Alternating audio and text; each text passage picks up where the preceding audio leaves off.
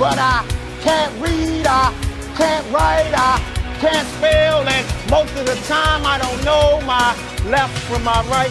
Now here's the thing about me that's a secret that most people don't know. I'm borderline retarded, and I can't read.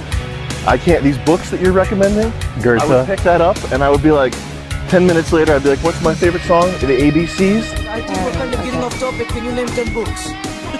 Keep going back to me. Can you? Don't change. No. 10 books. You're changing the subject, actually. 10 books. You're changing the subject, Okay, actually. 3 books. Okay. Well, the Game of Thrones series, not a book. Twilight I series. want the name It of is the a book. It is a book. Dress your age. Carrying a school bag on stage. What are you doing with a school bag on stage? You can't even read.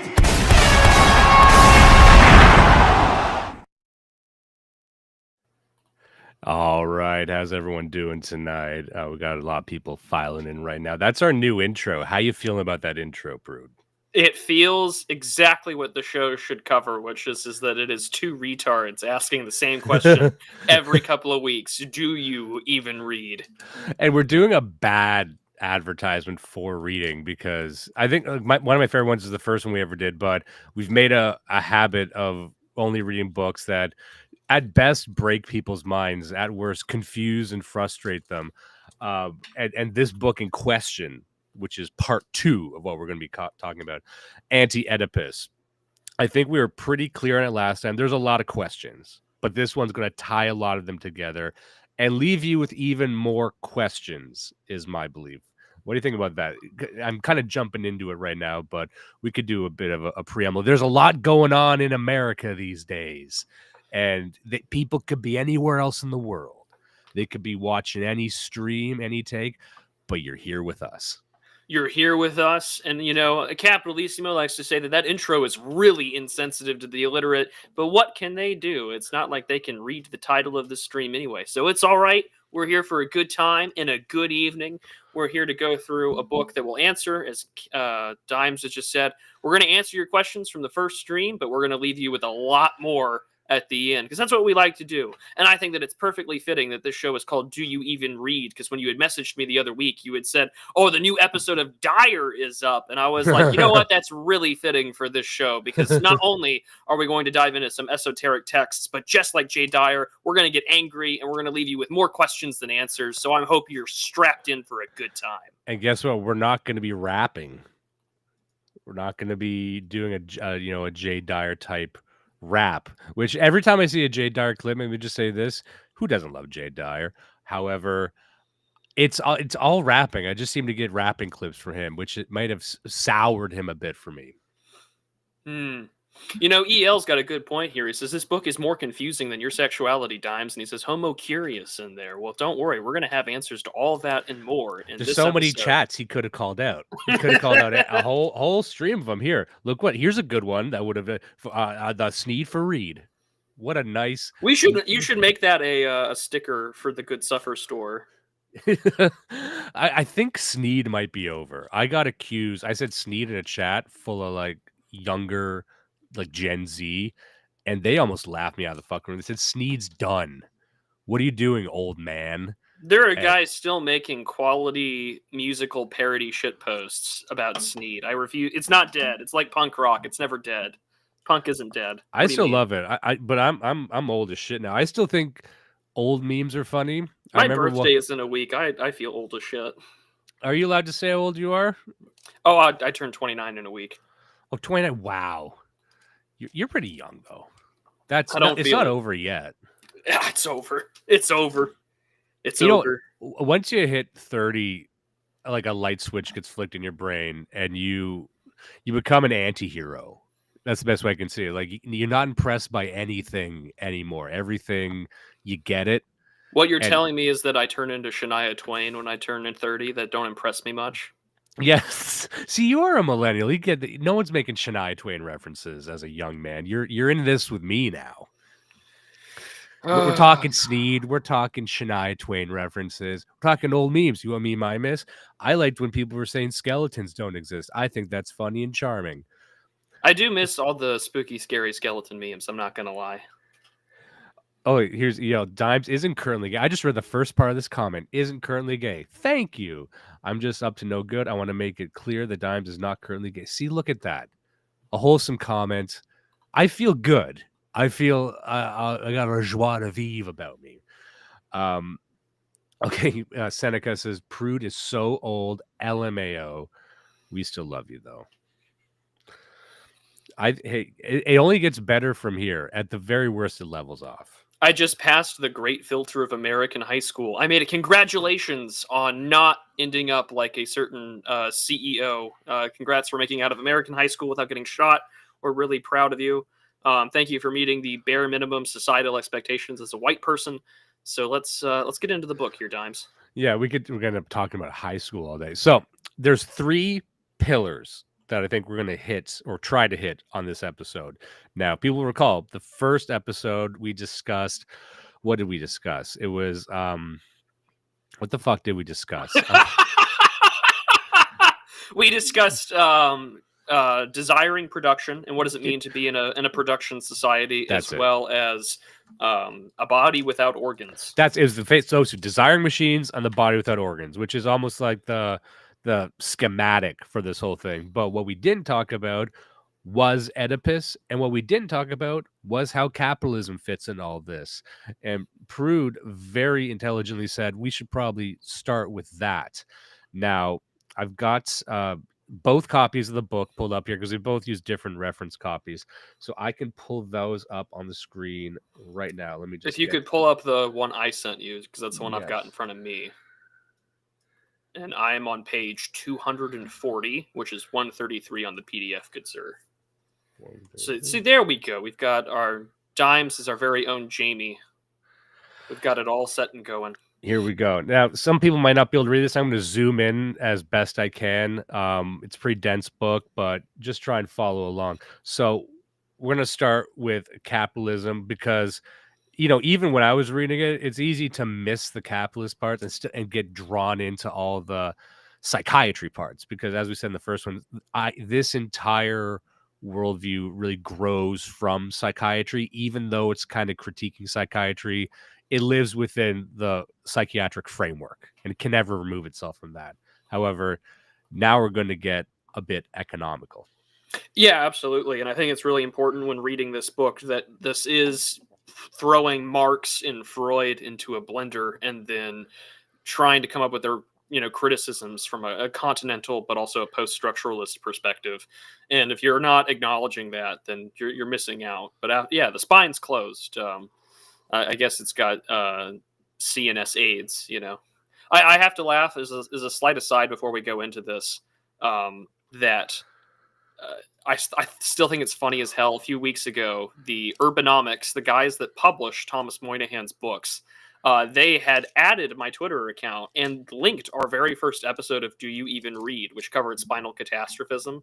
And they were like, Mr. Prudentialist covers it here. And I'm like, I'm the last person you people ever want covering your books. And you said it so perfectly when we first started doing the show that we are the righties are the only one reading your shit. We're the only ones reading your books. I hate to break it to you.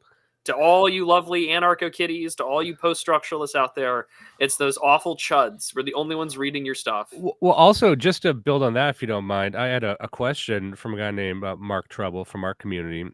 He'd asked a question. He said, where does all this talk of Deleuze come from? It seems like over the past 5 or so years, I'm hearing a lot about him. He hadn't read him, but he just heard him in the zeitgeist. And in my opinion, it was the popularity of Slavoj Žižek. Because with Zizek, I think is the only culturally relevant intellectual from the left. And I mean like full admitted hard left, calls himself a communist, calls himself a Stalinist. But he's the guy that people actually think is like a celebrity. And with Zizek, he brings along all that Deleuze and all that Jacques Lacan and all that stuff. So to me, that's how it got so popular. Just building on that. But I don't think, and I'm not trying to sound dismissive when I say this, I don't think most people on the left have ever read either of these things or even read Zizek. And they'd be proud of that, right? We covered one Zizek book on my show, Blood Satellite, a while ago, But it wouldn't surprise me most people hadn't read it. And just to your point you're making, I think it's only guys like us who are not only reading these, but seriously reading it and trying to not just pick it apart and be a James Lindsay about it and just say, hey, look at this kooky nonsense. Or like I remember What If Alt Hist, who's a pretty popular account, like he famously was like reading Hegel and he's like, I had to give up because it was just factually incorrect. I'm like, okay, if you're just saying Hegel is stupid, you're not taking it seriously, right? Or if you're saying he gets the facts wrong, like, no, that means you haven't allowed yourself to actually get inside of it. So I think really it's only freaks like us who are doing this. Well, with that being said, I think it's a good time to finally to get into it. We'll just go right down into it, and we'll just start from the top here. Because like I just told Dimes before we went live, I said it'd be really a dick move of us not to talk about capitalism when the subtitle of this book is called Capitalism and Schizophrenia. So we'll just start from the top. Writing has never been capitalism's thing. Capitalism is profoundly illiterate. The death of writing is like the death of God or the death of the Father. The thing was settled a long time ago, although the news of the event is slow to reach us, and there survives in us the memory of extinct signs in which we still write. The reason for this is simple. Writing implies a use of language in general according to a graphism which becomes aligned on the voice, but also overcodes it and includes a fictitious voice from on high that functions as a signifier.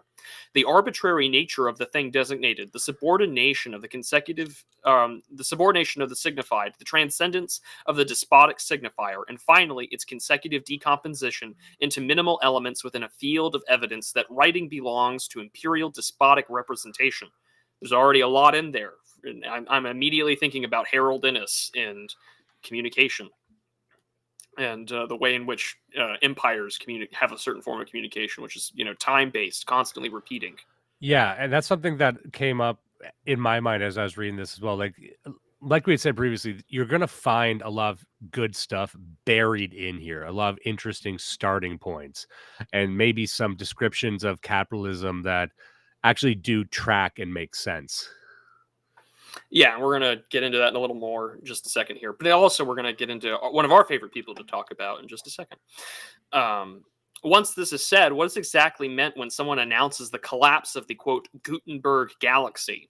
Of course, capitalism has made and continues to make use of writing. Not only is writing adapted to money as the general equivalent, but specific functions of money in capitalism went by the way of writing and printing, and in some measure continue to do so. The fact nonetheless remains that writing typically plays a role in an archaism in capitalism, as the Gutenberg press, being the element that confers on the archaism a current function. But the capitalist use of language is different in nature. It is realized or becomes concrete within the field of immanence peculiar to capitalism itself, with the appearance of the technical means of expression that correspond to the generalized decoding of flows, instead of still referring in a direct or indirect form to despotic overcoding. This seems to us to be the significance of McLuhan's analysis, to have shown what a language of decoded flows is, as opposed to a signifier that strangles and overcodes the flows. In the first place, for non-signifying language, anything will do, whether it be phonic, graphic, gestural, etc. No flow is privileged in this language, which remains indifference to its substance or support, inasmuch as the latter is an amorphous continuum. The electric flow can be considered as the realization of such a flow that is indeterminate as such. But a substance is said to be formed when a flow enters into a relationship with one another, and such a flow that first defines a content and then second an expression. The deterritorialized flows of content and expression are in a state of conjunction or reciprocal precondition that constitutes figures as the ultimate units of both content and expression.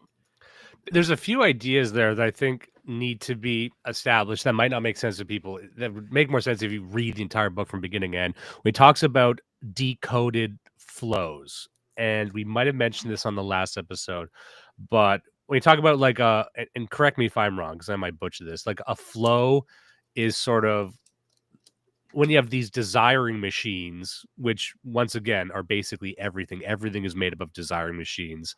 That's what nature is at its base level before we build and code in all this other stuff into it. But it's sort of like the anarchic chaos of nature that constitutes us.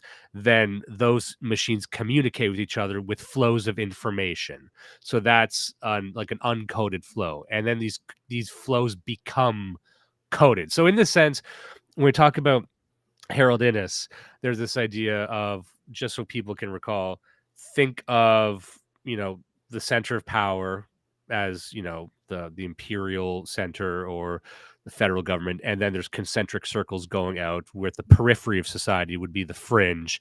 The fringe, the periphery of society, they tend to use different sorts of language, different sorts of communication methods that are optimized more for travel and impermanence and just speed and experimentation. At the center, it's more forms of communication for longevity that are time oriented rather than space oriented. So those would be statues, those would be like intense codified legal structures, and across time these take different forms. So that's kind of what he's talking about there. Like, oh, you have these less coded forms of communication, more fluid, more energetic. Things become more coded the more systematized they are. And I think that's what he's really trying to get at. And you'll see this theme recurring in the book, that something being over coded is over systematized, or there's too many rules, there's too many, it's anti natural fluid chaos. Does that make any sense? Yeah, absolutely. And also and this is where you would see like, let's use America as an example to sort of blow off on that and to expand it. So you have Washington, D.C. as its imperial capital, but you also have these peripheries. You have like Nova, you have parts of the federal government that have its offices elsewhere. They communicate via edict, they communicate often. We see this especially with how one can look at, say, wokeness as an example. You can talk about it as a mind virus, but it is very top-down forms of communication. And a mutual friend of ours, Jeff Deist, he used to be part of the Mises Institute and is also, was the former chief of staff for Ron Paul. He has a great article about this, where you see how these top-down distortions of language are, in fact, the parts in which tyranny arises in sort of the modern classical liberal sense. And we see this with Harold Innis as well. And so for Deleuze and Guattari, specifically, when they're talking about flows, our natural state is all things are about flowing things. Their entire idea of society is a generalized understanding that all things flow, and that all of our flows are coded, and we have to go this way because that's how we're structured by, in Deleuze and Guattari's view, this oppressive force of fascism, this oppressive force of capitalism. Flows are goods, services, ideas. They're transmitted from one to another. And what we're seeing here is that they're now oppressed. When we're talking about things that are now given expression, and things have content and meaning. And that's how things are coded into grammar, the rules of phonics, alphabets, and what eventually, as they'll break down in this chapter, forms in which capitalism, in their view, operates and works, and what we take for granted in our day-to-day society in the West. Yeah, and he starts to build this idea that when you code a flow or try and give form to it, or a rule or morality or whatever, you start segmenting it, you give it a form, and capitalism is just the ultimate end state of that, because they still view capitalism the same way any other leftist or Marxist would, which is a drive towards segmentation of the classes, but not only just the classes, the segmentation and fragmentation of specialty. So everything in society is segmented and stacked and systematized and put into a hierarchy. So to them, and remember, I think we discussed this at the last episode, to them, everything in nature is fascistic. Fascism in this model is just some would say, inevitable drive towards systematization of itself. Everything ends up a hierarchy. Everything ends up oppressed. And so, of course, capitalism would emerge as the ultimate mode of that, which is the monetization of that and the systematization of that system. That's, in my view, what he's saying. And so, we made a joke, not a joke last time, I think it was just a fact, that in their model, fascism is natural. It is the natural world. It is inevitable. But that's why this book exists. And I believe their sequel, 1,000 Plateaus, which is to deconstruct that at the most fundamental atomic level. Yeah, and as we kind of mentioned at the introduction of this book, when this first came out in its English translation, one of the forewords was written by Michel Foucault, and he basically had described this book as sort of a ethics and a way of life to resist capitalism, but also to resist the inner fascist that lurks inside of all of us. So the point is that, you know, for capitalist representation and for Deleuze and Guattari, like we're seeing how things are coded in language and in writing that enforce structures and enforce social norms. And earlier in this, and if you've read this whole thing from cover to cover, and we're not going to go through the whole thing because this one's a little heavier to deal with than, say, spinal catastrophism, but that, you know, these parts of flows allow us to have blockages to information and to things now being specifically encoded that are bad. So, you know, being with your sister or being with your mother is a bad thing because, you know, there's obvious social and genetic implications for that. It's also bad for us to have certain taboos with respects to the dead or with respects to the youth and with respects to the systems of hierarchies, whether it be the church, whether it be the state, whether it be the military. And in doing so, these blockages of flows now orient society towards a way in which their desire to produce things are now made in the direction that benefits the bourgeoisie, that benefits the hierarchies that we see established, and thus allows it to be, as, you know, Marx had critiqued about certain forms of, you know, capital, it becomes this self-correcting system in which fascism always stays on top. Sorry, I didn't mute myself. Apparently, I'm breathing too heavily into the mic. Just a tad. Well, I'm trying to ride the volume here. I don't know what's going on. Maybe there's a third person on the stream. Maybe it's fucking Gio, by the way, who was supposed to be here. Everyone who was expecting Gio, unfortunately, he was called away.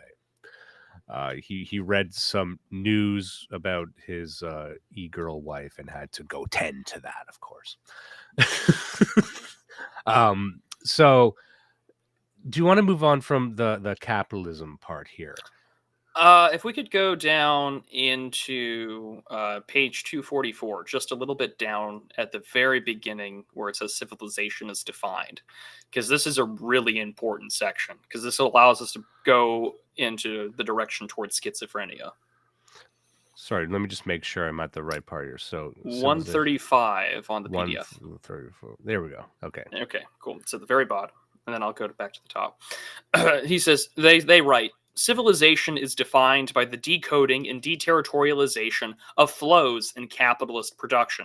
Any method will do for ensuring this universal decoding, the privatization brought to bear on property, goods, and the means of production, but also on the organs of private man himself, the abstraction of monetary quantities, but also the abstraction of the quantity of labor, the limitless nature of the relationship between capital and labor capacity, between the flows of financing and the flows of incomes or the means of payment, the scientific and technical form assumed by flows of code themselves, the formation of floating configurations starting from the lines and points without a discernible identity. The route taken by the decoded flows is traced by recent monetary history, the role of the dollar, short-term migrating capital, the floating of currencies, the new means of financing and credit, the special drawing rights, and the new form of crises and speculations. Our societies exhibit a marked taste for all codes foreign and exotic, but this taste is destructive and morbid. While decoding doubtless means understanding and translating a code, it also means destroying the code as such, by assigning it in an archaic, folkloric, and residual function, which makes psychoanalysis and ethnology two disciplines highly regarded in our modern societies. It would be a serious error to consider the capitalist flows and the schizophrenic flows as identical under the general theme of decoding the flows of desire. Their affinity is great, to be sure. Everywhere capitalism sets in motion schizo flows that animate our arts and our sciences, just as they congeal into the production of our own sick, the schizophrenics. We have seen the relationship of schizophrenia and capitalism went far beyond the problems of the modes of living, environment, ideology, etc., and that it should be examined at the deepest level as one and the same economy, one and the same production process. Our society produces schizos the same way it produces Prel shampoo or Ford cars, the only difference being that schizos are not saleable. How then does one explain the fact that capitalist production is constantly arresting these schizophrenic processes and transforming the subject of the process into a confined clinical entity, as though it saw in this process the image of its own death coming from within? A lot to break down there. There's a lot to break down there. Also, yeah, when we were talking about Innes before, he mentioned there that, you know, once you code something, you begin to kill it. And by kill it, you mean kind of freeze it in time. And there's going to be an example given later in one of the parts that I coded.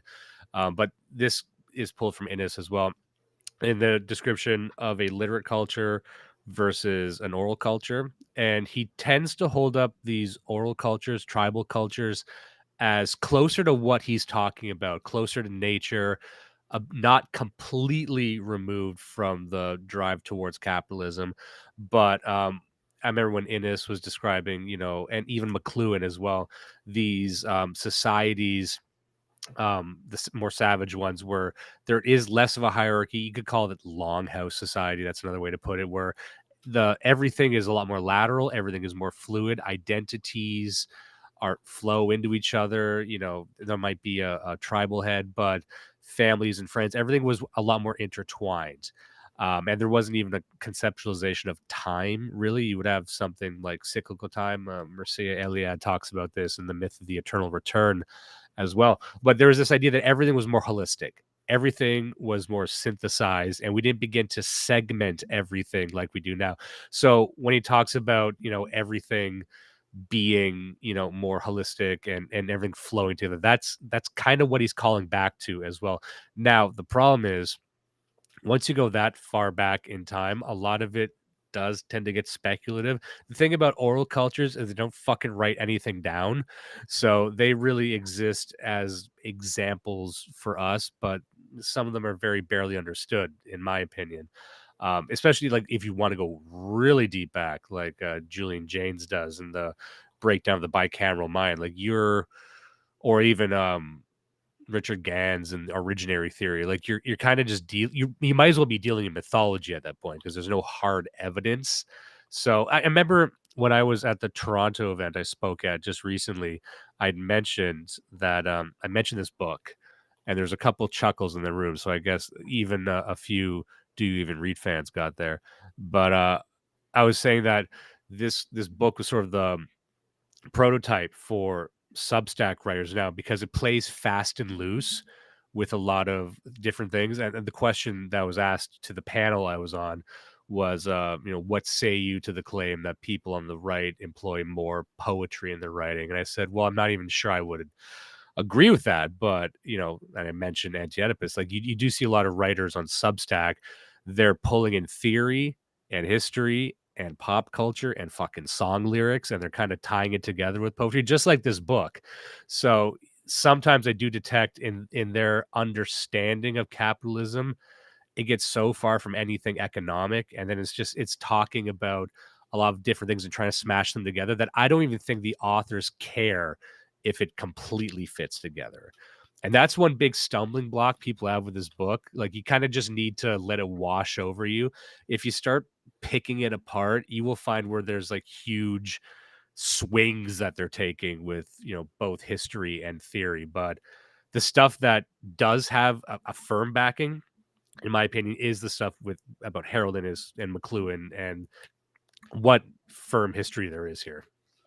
Yeah, and the way that they answer this question about like the death from within is because for Deleuze and Guattari, capitalism is the, you know, crystallization. It's the limitation that is inside of all societies, because once you assign flow, once you assign answers, terms, definitions, specific dogma, doctrine, taboo, meaning, positive or negative association with certain ideas of society, all forms of social formation freeze around those ideas, and those become the relative ways in which we understand the world. And once those, you know, axioms begin to break down, then society can truly be deterritorialized and de-individuated in a way in which there is no power. We are finally free from this desire to produce, and in doing so, this is why they say that capital always tries to find a way to monetize it. And if it cannot be monetized, it assigns negative flows. It assigns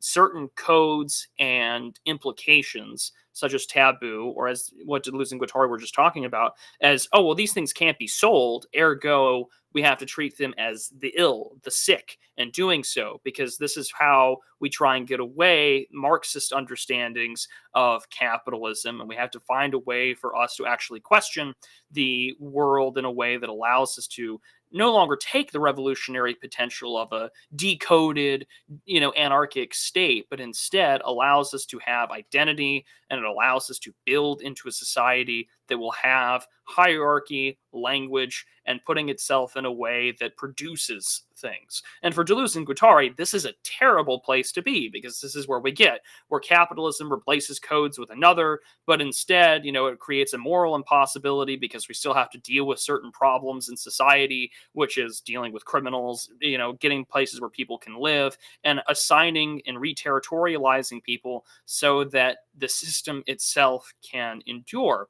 And this is where you can really start critiquing the work writ large, because, well, if we decode things, if we try to deterritorialize, in their view, these capitalist forms of structure, these encoded flows of information in societal formations, well, then what do we get? Well, turns out we don't get anarchy. Turns out we don't get this sort of anti-fascist utopia. What you do get is you get fucking Minneapolis in 2020. What you do get is, basically Haiti. And for them, they don't really get into that too much, because they're looking at this way too far, in my personal opinion, abstractly.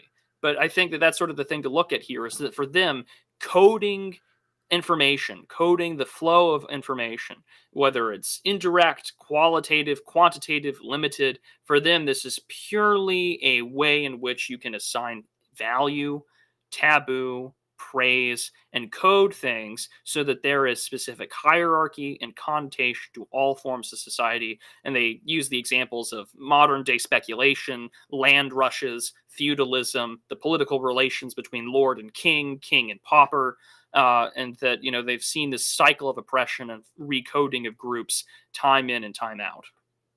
Well, I think you touched on something very important there, because some people will say, they'll read all this or they'll listen to us describe it, and they say, sure, but like, what is the end of this? So like, what do they lean to? If it is total anarchy that they desire, how does that differ from Haiti? And they don't really know. And we just kind of explained there that it all comes down to coded flows. To them, there isn't really a difference between a moral and a taboo. And that's where you can begin to detect the socio-political game that they're playing here. Like, it's all just fucking codes. We got to get rid of all of it, is what they're saying, because it's all fascism. Anything that's good or bad should be treated equally. Because who was it? I think it was, and this is probably what will help us lead into the next part, which is defining what we mean by Oedipus. But he had asked, where he had made a comment like, what is it about Oedipus that relates to this? Do they see Oedipus as the ideal? And I said, well, not really. So, and this is how it would kind of launch into this and summarize, and you tell me if I'm way off on this. It's, we think of Oedipus, the character of Oedipus. Well, what do we know about him? Cliff Notes version, it's that a man who killed his father to sleep with his mother, right? That's the ultimate taboo. And Freud was famous for stating or implying that everyone has an edible complex. Everyone, and you'll hear people say this still. They'll say, "Oh, everyone wants to fuck their mother and their father, whatever," and that's not true. Most of psychoanalysis has backed off from that. However, it was taken seriously for quite some time, just based off of this character. And what they were saying wasn't that, and this is what I kind of like about this book. This is what can fool people into thinking it's really exciting. It's that the book is attempting to hold psychiatry and Freud to account by saying, no, it is not the case that everyone wants to fuck their parents. However, that need arises, or that desire arises, mainly because there is a rule against it, which sounds counterintuitive. But we, on the, let's say, political right where we are, we think that systems are there to assess and address criminality or degeneracy, whatever you want to call it, They take almost the inverted perspective, which is that no, these systems create degeneracy. You only get this Oedipal drive because there's a taboo against it, because there's oppression. And in our world, and this is, they don't say this explicitly, but this is what I get from reading it. They're saying that because the question is always in a completely true anarchistic society with no rules, do what thou wilt, what do you do about criminals? They're kind of saying that that just wouldn't exist. Not that we would tolerate criminality, but if we removed all these systems, criminality would disappear as well, because criminality and degeneracy only exists in the shadow of the rules we create. So they're a symptom of the system, which is a completely inverted way of looking at it. And so that's kind of how we approach Oedipus, as this example of like a drive that's created from like these coded flows. Would that be an accurate way of saying it in your view? Yeah, they really don't take any sort of. They look at this purely from a lens of anti-fascism. There's not as much of a racial or a human biodiversity lens into this at all. Because if you actually were to keep going through this chapter, they'll reference, of course, Wilhelm Reich and Jean-Paul Sartre, where they say, well, really, group spontaneity exists, and you can't really do much about that because, you're still distinguishing yourself in terms of class or in some other form of bonds against the state or against another or the other. And of course, those are unconscious group desires, which we would take for granted as in, well, I have an in-group preference because that's just natural and biological. I don't trust the outsider that looks like he wants to kill me. And in fact, they go down there later about that, where they say, well, actually, our internal desires can't be deceived. Our interests can be. But when they're talking about fascism, and they keep trying to ask and answer the question, well, why do people seek fascism? Or, to answer Wilhelm Reich's question, why did we vote for fascism to begin with? And so, what do they mean by traditional bonds and things like that? For Deleuze and Guattari, they think that this all goes back to the concept of the state and nothing more and nothing less. They don't think of anything transcendent. They don't think of anything eternal. And they really don't think that the idea of blood and soil is actually real in terms of like a biological aspect, that we have in-group preferences. They think that these bonds are parts of a historical process, which brings us to the functions of the state. And so that they would say that, our idea of civilization or Western civilization are merely processes of being decoded, deterritorialized, and then reterritorialized with these institutions that have archaic and barbarous implications, such as, violence, criminality, punishing the sick, and all the things that we would see traditional leftists call these anachronistic, ugly forms of society that's just forms of oppression. And this is where, if you wanted to be a James Lindsay type, you would be like, there it is. There's my oppressor-oppressed narrative, but it goes much further than that. Yeah, someone like James Lindsay does not have the personality or mind to apprehend any of these ideas because he's looking for buzzwords. And I remember I just released Real Secret Coffee Hours episode. You might like it because I get furious. I listened to it when I was at work.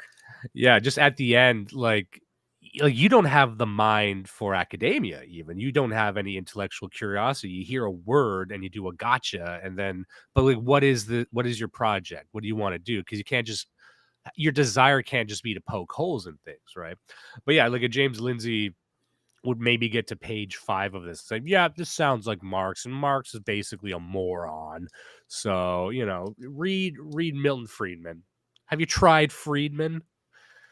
I wonder if he's ever commented on Milton Friedman, actually. Now, getting into Oedipus here. So let me just check the chat right here. Oh, we got King Salmonfish stirring it up again. I just want to call attention to the book club, one of my personal favorite channels. The bind for them is that rejection of capitalism by D&G threatened to reinstate the fascist overcoding voice. Now, here's a guy who talks our language. Here's a guy who's done the reading. The book club. I steal some of my best books from the book club. If you want to know the shit I'm going to act out of pocket on in 3 weeks, check out the book club. A lot of people saying they should send people to Somalia.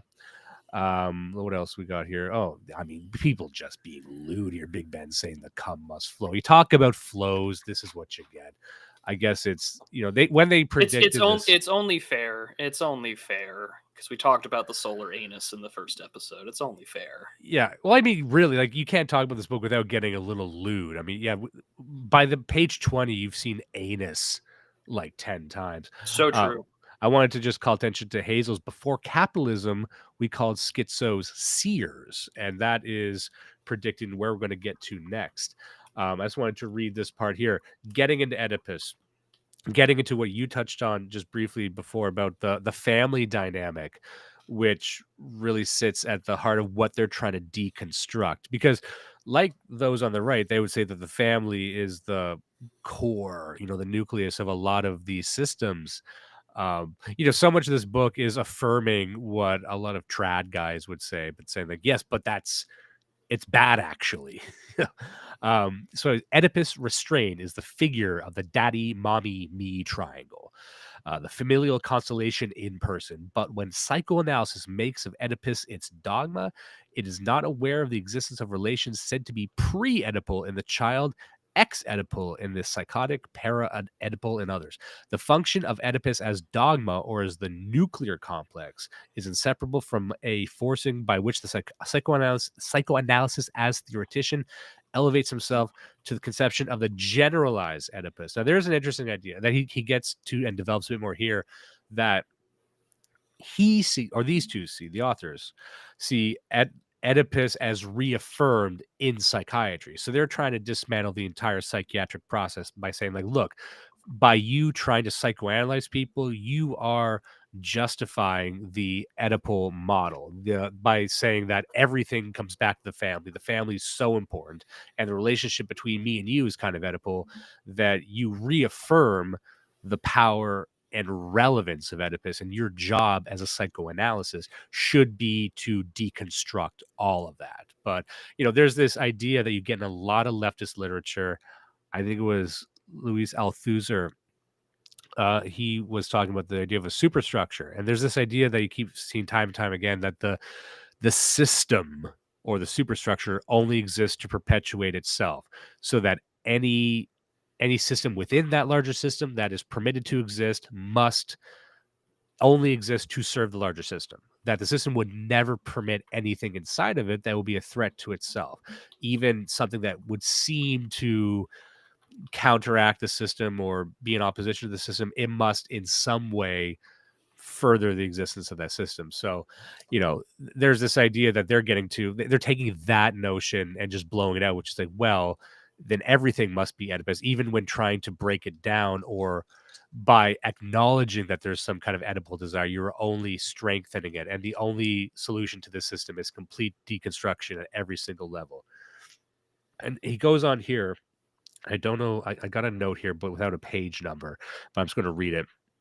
It says, it would seem obvious that parents indeed make their appearance on the recording surface of desiring production. But this is, in fact, the crux of the entire Oedipal problem. What are the precise forces that cause the Oedipal triangulation to close up, or rather become a complete system? The child is a metaphysical being. As in the case of the Cartesian cognito, parents have nothing to do with these questions.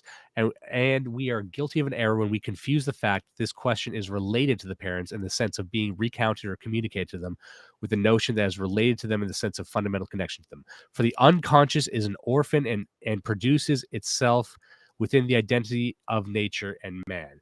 So there's this idea that a child is as close as you can get to a pure set of desiring machines of uninterrupted flows, and the parents sort of bear down on it. And so the parents relationship, the daddy, mommy, me triangle, as he calls it, is the first step you get to segmenting reality. Like, I'm here, I'm a child, I'm at one with the universe, but then daddy's over here, mommy's over there, and they have a relationship. So there's this sort of duality there. Where do I fit into this duality? Boom, there you go. Now you are within this, you've given birth to the idea of systems and your sort of Cartesian approximation in a larger set of systems. So, you would have to imagine that in their, let's call it, ideal outlook, there wouldn't be parents. There would just be this flow of individuals. And we'll get into actually what that looks like later. But just to say that the birth of the Oedipal desire is the mom and dad themselves. Does that sound right? Yeah, and this also goes back to what we were talking about in the first episode in relation to the infamous body without organs conversation. Because when you look at, the sort of, I almost, I guess, at the nuclear level, to sort of borrow off the language of family, is that this is sort of the agent in which inscribes onto the child the desire to produce and for flows of information and society to go to there. That's where social production begins, is at the family. And so when you are reading through, especially on the chapter on psychoanalysis and familialism, that for them, the body without organs is a genealogical network that isn't familial. They're only partial objects. They're only one thing that's sort of at the side. They're not these explicit relationships that is mom and that is dad, and that there is a paterfamilias there, and that there is this head of the household. There's no social repression. There's just this sort of precocious network that I'm related to, but I'm not related to. And in fact, we must steal and get rid of and confiscate the Newman, or, as they describe it, they're like, see, God is daddy. This desiring experience has to be done away with. And so instead, our lack and our desire to produce is now in a network that is not as linear and it is not as hierarchical in that structure. Yeah, as you were saying that, very annoying quote jumped into my mind. Made me think of the Joker. And it made me think of that scene in The Dark Knight where the Joker is confronting Harvey Two-Face. He says, "Don't sound like a man with a plan. I just do things." And your description there of like the introduction of the lack into the system of desiring machines. It's like believing that I need something that I don't have. That's in itself a corruption. In the perfect world of natural chaotic desiring machines, you would say, yeah, you just want things, and then you're at the level of nature. Like, does a plant want to photosynthesize photons? Not really. It doesn't desire to do it, just does things. So that's how I try and get my mind around like what they want us to be like. And I just wanted to say this, where I'm looking at page 79 in my PDF, just to restate what he said here. Yet every psychoanalysis should know that underneath Oedipus, through Oedipus, behind Oedipus, his business is with desiring machines. At the beginning, psychoanalysis could not be unaware of the forcing employed to introduce Oedipus, to inject it into the unconscious. Then Oedipus fell back on and appropriated desiring production, as if all the productive forces emanated from Oedipus itself. The psychoanalysis became the carrier of Oedipus, the great agent of anti-production and desire. And here we return to this idea introduced in the first one. And there's a lot of different ways to interpret this. The funniest thing about the first episode was, we made a comment early on that, you read a definition of body without organs and you get 5 different people saying 5 different things. And even in this episode, you and I had like slightly different explanations of what it was. And then I remember just one comment from the chat, I'm like, it's pretty fucking clear what he means by body without organs. And he gave just a completely different outline, just none of it fit together. Remember, we had put it on screen last episode that even the wiki page in English is like, it's a fuzzy concept. Yeah. But I think we got it. But then there's this, the phrase fall back upon. Now, the way I maybe literally imagine that was, he says here, Oedipus fall back on and appropriate desire and production. So it's like something emerges from it and falls back on, as if draping it, as if to say, I own this now. So that's a theme that they keep establishing throughout the book. Like something emerges and then rewrites it as if it was that the entire time. So he's very explicitly taking on psychoanalysis here by saying, no, you are the originators of the Oedipal problem in society today.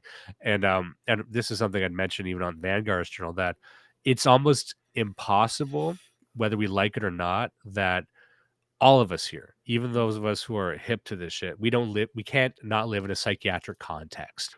We psychoanalyze ourselves and each other all the fucking time. We love calling people insane. We like calling them. How many times have you called someone a narcissist this week or this month? We tend to use psychoanalytic terms. We're so bound up in it.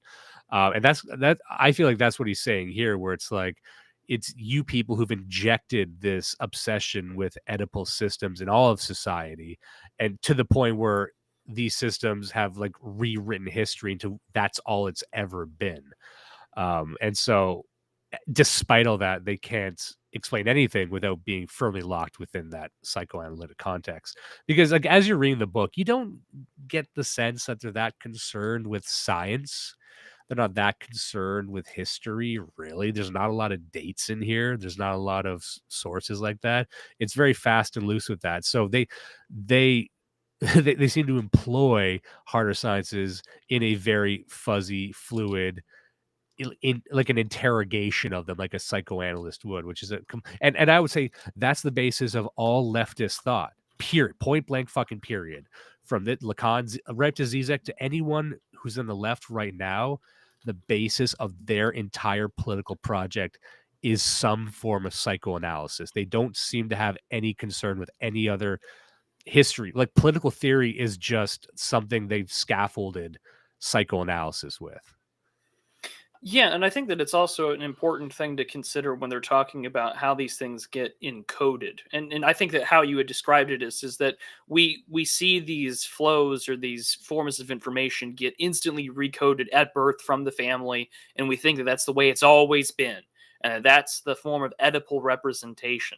And Deleuze and Guattari talk about this when they're referring to, say, like sexual expression or forms of symbolism, whether that be phallic symbolism, symbolism that is not repressed, and that primitives, they always repress this representation, but they keep the affectation all still present within themselves, and they notice that this is a form of just like patriarchal forms of order and systems.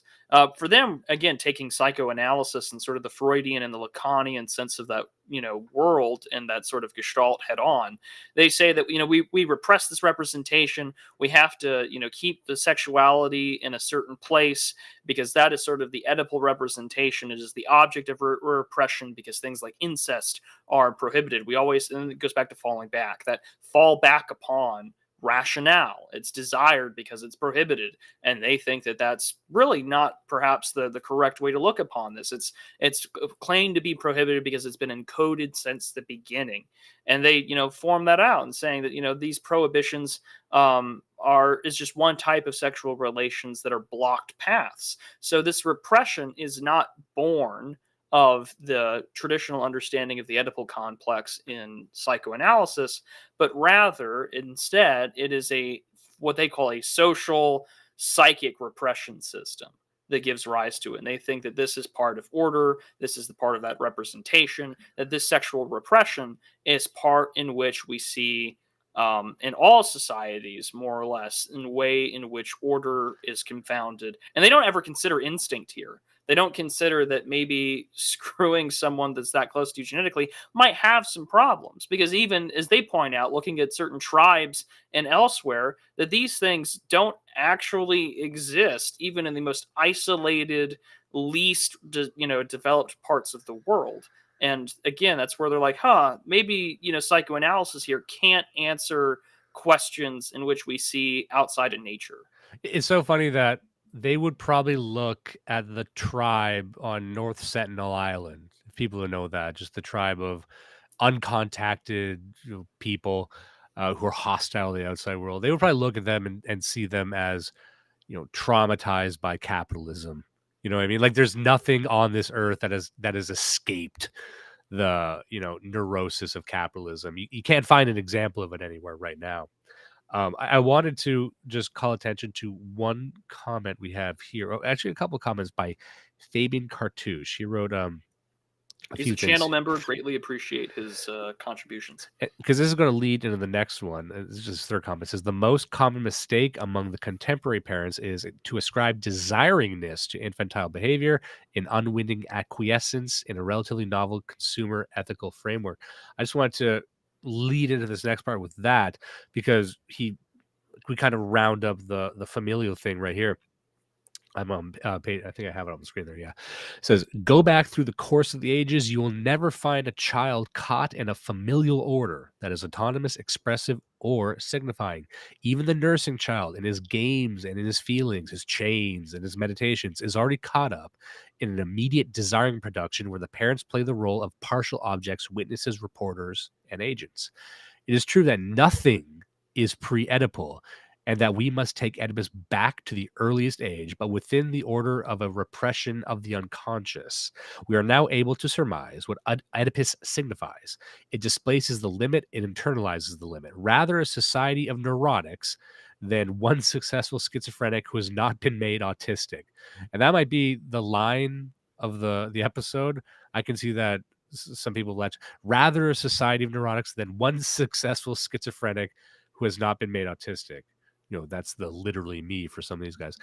Oedipus, the incompatible instrument of gregariousness, is the ultimate private and subjugated territoriality of European man. And I found that interesting that he used European man so distinctly there, because you don't see much of a concern for race or ethnicity elsewhere there. I think maybe they're admitting that they can only really understand, the European point of view in this, but it does make you wonder, because they are leftists, if they see the European man as uniquely bad or uniquely autistic and neurotic. Well, and it's also a way to slyly approach and attack this from the lens of confronting psychoanalysis. Because before you even get into the chapter on psychoanalysis, it's that they desire to complete the task, like to this Oedipal complex. They have to explain it. Oedipus is the modern tyrant, has benefited very little from being disinfected from its the world of psychoanalysis. So instead, we have to look at the parental complex. We have to look at encoding from parental structure. And so that's what they say is that, quote, hence, instead of participating in an undertaking that will bring about genuine liberation, psychoanalysis is taking part in the work of bourgeois repression at its most far-reaching level. That is to say, keeping European humanity harnessed to the yoke of daddy mommy and making no effort to do away with this problem once and for all. And so they see even this form of psychoanalysis, which a lot of guys on the right would be like, how could you, hate psychoanalysis from the left? And it's like, oh boy, these guys are going to tell you. Yeah, because it's not deconstructive enough is their idea, which to me, at least I respect that. I respect, because, for the same reason I would respect someone like Pentti Linkola, the deep ecologist and eco-fascist, as the only reputable and serious environmentalist. Because if you're seriously an environmentalist, you have to think about it all the way to the bottom and be extreme to the point where you want to break all the airplanes with hammers and go back to sort of a Tyler Durden, agrarian society, and also reduce the population by about 5 billion people worldwide. But that, if you're serious about it and if you're really into nature and trees and shit, that's as far as you got to go. Similarly, if you take Marxism seriously, like these guys do, and you thought about it all the way to the bottom, it's like, well, yeah, you need to destroy everything. And if you are a psychoanalyst, your job needs to be deconstructing on a very, very granular psychological level, everything. And if you're not doing that, then you're not a leftist. And, like when I read this, I say, well, that's what you would do if you were taking these ideas seriously. So if you don't believe this, well, I guess you're not a leftist. You're some kind of you're just like a liberal who hates their landlord, right? But at least this is crazy enough to be, serious about what they say. Oh, Vulbus Persona says fight farm. I just want to call attention to that. Yeah, I mean, in my copy of the text, European is mentioned 5 specific times, and it is all within the discussion about civilization and as well as repression with respects to the Oedipal complex. So, for instance, when they talk about religion specifically, they talk about the imminent forces about capitalism, specifically the way in which we talk about debt. They refer to this, of course, through this describes the evolution of infinite death through Catholicism, then the Reformation, the extreme spiritualization of the despotic state, the extreme internalization of the capitalist field. Define bad conscience. The latter is not cynicism's contrary. It is, in private reasons, the correlate to cynicism of social persons. All the cynical tactics of bad conscience, just as Nietzsche and Lawrence and Miller analyzed them to arrive at the definition of civilized European man, the hypnosis and the rain of images, the torpor they spread, the hatred of life and all that is free, all that passes and flows, the universal effusion of death, of the death instinct, depression and guilt used as a mean of contagion, the kiss of the vampire. Aren't you ashamed to be happy? So attacking the force of the church, and even then its Protestant descendants. It was funny that there's several times, because once you get to the middle of this book, there's a lot. It kind of restates its central points that we're trying to give people right now, but it almost twists itself up, where like it'll start talking about the Catholic Church. And you think you know where it's going. It's like, okay, the Catholic Church is the worst offender of this. It's like, no, actually, it's the Protestants. They're like, oh, okay. Like it's trying to do these like plot twists within itself just to slip you up. Like you think you know where we're going, but we got some. It's deeper than you think. It's more confusing and convoluted than you think. And then at a certain point, you're like, oh, you're just fucking with me now. You're just trying to you're making this. You're digging this deeper to just add depth. I think we had discussed this a while ago and discussing the book, that it kind of starts repeating itself midway through. A lot of the best stuff, in my opinions, in the beginning, but it's almost like a novelty midway through. Would you say that's true? To some extent, I think that it does really expand itself out, where you really see this as a critique. And I think if you're going to look at this from maybe a rightist perspective, where this is really attacking European man, like this is attacking sort of what we would probably just call like the white Western world. And it's sort of attacking, psychoanalysis by saying like, no, this doesn't do a good enough job at deconstructing sort of the symbolic and imaginary structures in which information in our conscience flows.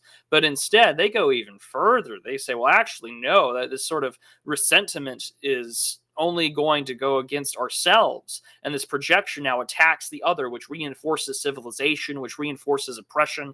And they say things like, oh, well, the father's dead, it's my fault. Well, who killed him? Well, actually, it's your fault. It's the Jews, it's the Arabs, it's the Chinese, all the resources of racism and segregation, the abject desire to be loved, the whimpering not at being loved enough and not being understood, concurrent with the whole reduction of sexuality to the dirty little secret. He says the priest's psychology, there's not a single one of these tactics does not find Oedipus in its land of milk and honey, its good provider, nor is there a single one of these tactics that it does not serve to develop in psychoanalysis, the latter being the development in the avatar of the ascetic, as in ascesis, as in fasting, that ideal. And again, this is their criticism of psychoanalysis. And in fact, we actually need something different. We need schizoanalysis, and we need to look at what does it mean to be a schizophrenic in a world of constant reterritorialization and encoding of oppression and structure. And instead, we have to find a way to free ourselves from a world of capital and a world of schizoanalysis, and instead, or of psychoanalysis, and instead embrace a new medium of looking at the world, which is the schizophrenic.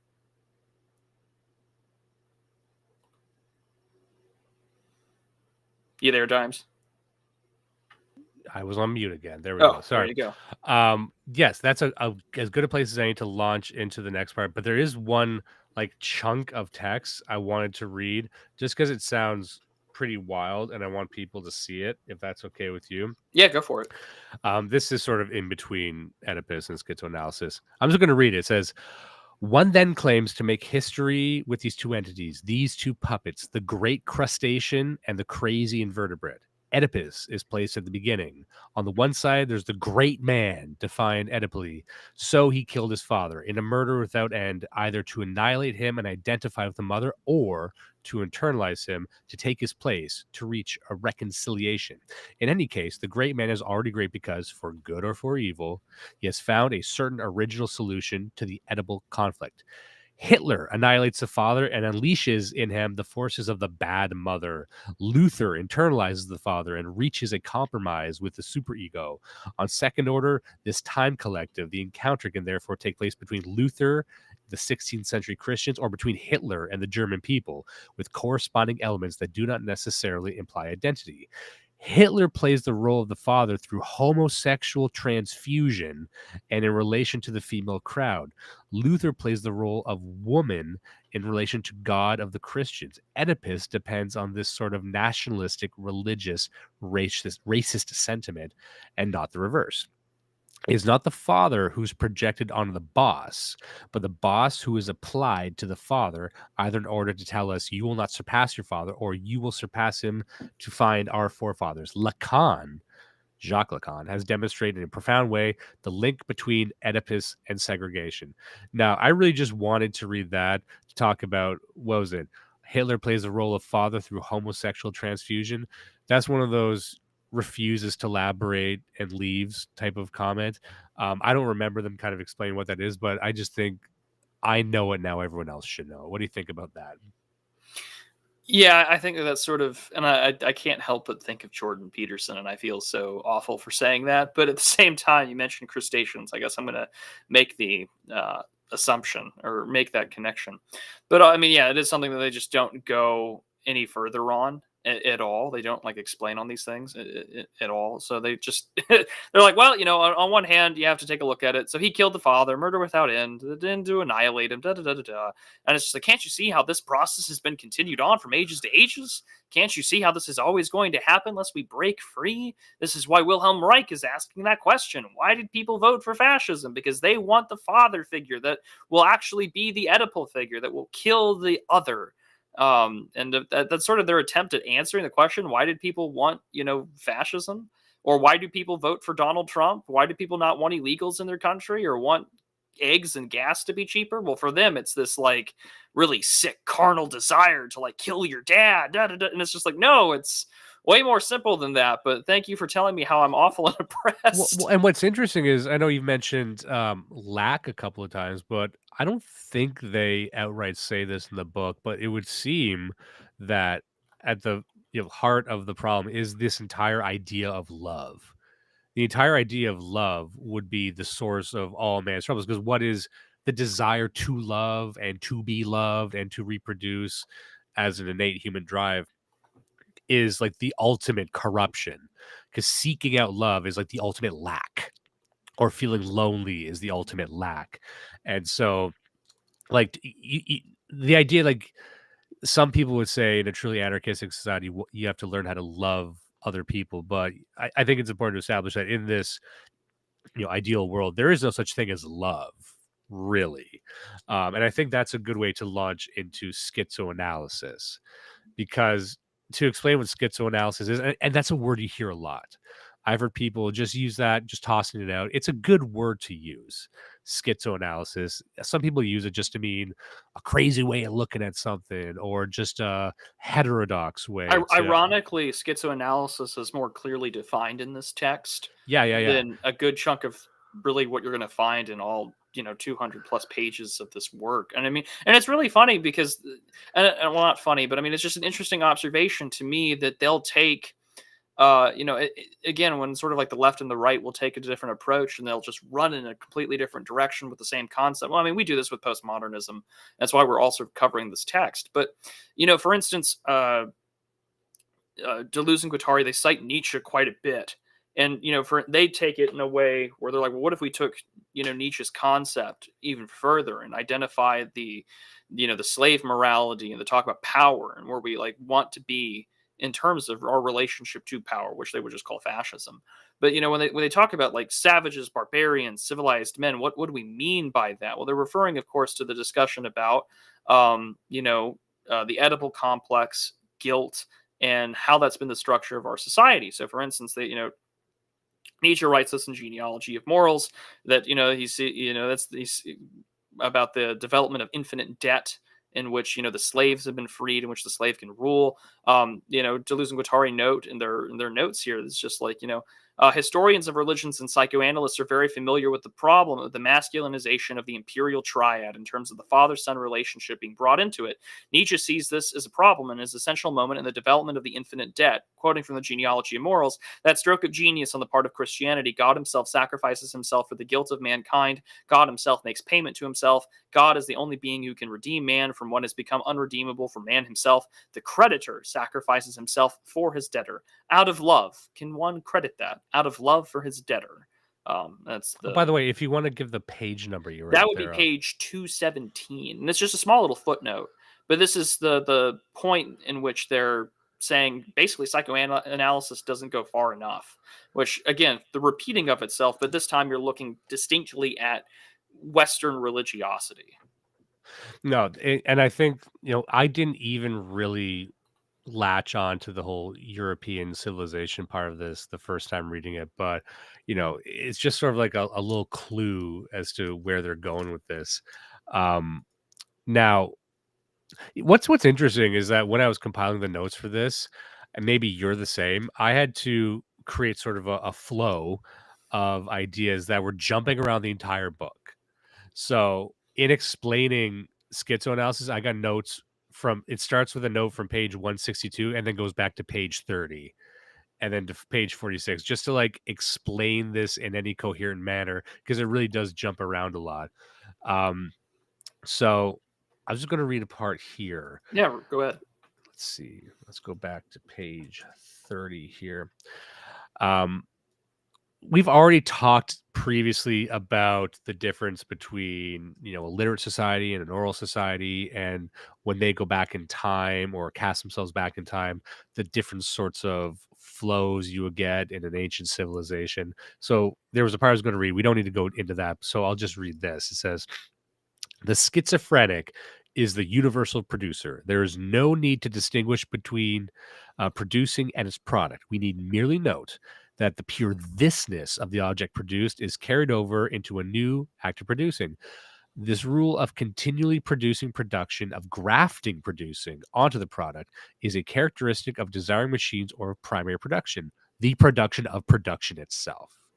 And he mentions Judge Schreiber, which we talked about before.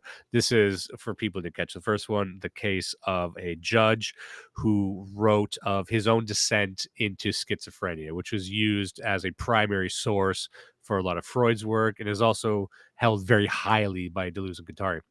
Judge Schreiber lived for a long time without a stomach, without intestines, almost without lungs, with a torn esophagus, without a bladder, with shattered ribs. He used to sometimes swallow part of his larynx with his food, etc. The body without organs is non-productive. Nonetheless, it is produced at a certain place at a certain time in a connective synthesis as the identity producing the product. So when we talk about schizoanalysis and schizophrenia, I think it's important to start by saying this is literally schizophrenia.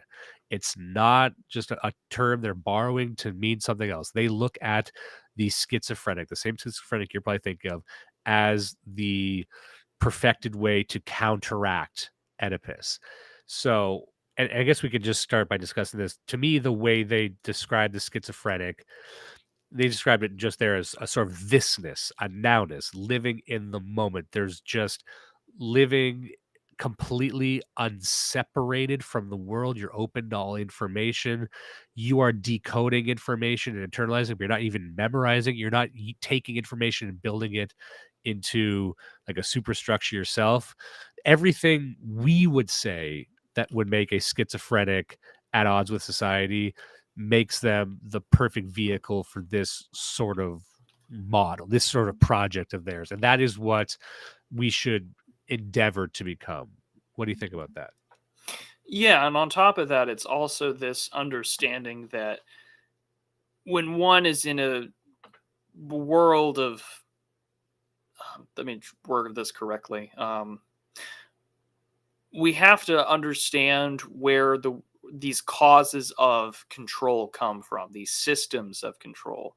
And in fact, we not only have to look and go down this path, but we also have to understand that these forms of behavior and this encoding gives us the causal grounding for fascism, this lacking that we want to produce to make up the whole for, whether that be in religion, whether that be in capitalism. And instead, we have to uproot ourselves from cause and tradition and instead look towards the opposite path. Perhaps things are the inverse. Perhaps they're the, and hence the title of the book, the Anti-Oedipus, the anti-Oedipal drive. What if the world wasn't encoded the way in that it is? And instead, we must be looking towards the intangible, the immaterial, the things that are not necessarily grounded and encoded in a way that would force us to explain things in the traditional causal logic assignment meaning way of understanding the world around us, which again is the basis for the Western understanding of the world. Yeah, absolutely. And that's why it's more of a toolkit than a utopian vision of it. And there's another part here that I love that really outwardly states what they're talking about, page 38 on my side. It can be said that the schizophrenic passes from one code to the other, that he deliberately scrambles all the codes by quickly shifting from one to the other according to the questions asked him, never giving the same explanation from one day to the next, never invoking the same genealogy, never recording the same event in the same way. When he is more or less forced into it and not in a touchy mood, he may even accept the banal Oedipal code so long as he can stuff it full of all the disjunctions that the code was designed to eliminate. If you've ever had the pleasure of speaking to someone who has schizophrenia, I've done that a couple of times in the past. Sometimes it can be very jarring, but especially for the more eloquent ones, and not the ones that are overcome by paranoia, because it's, you can be a paranoid schizophrenic where you start believing that your upstairs neighbor is tapping a message down to you. But if you can ever engage with a schizophrenic, you will see you feed them information, and you can see in real time how they build a very cogent response, but otherwise incoherent. Like they'll use your words, and you'll watch them kind of rework it in their minds, and it has no relation to what they just said. But there's like a purity of the moment. But it's not like they're blubbering idiots. They can take care of themselves. They could even defend themselves if necessary, but it's just this other thing.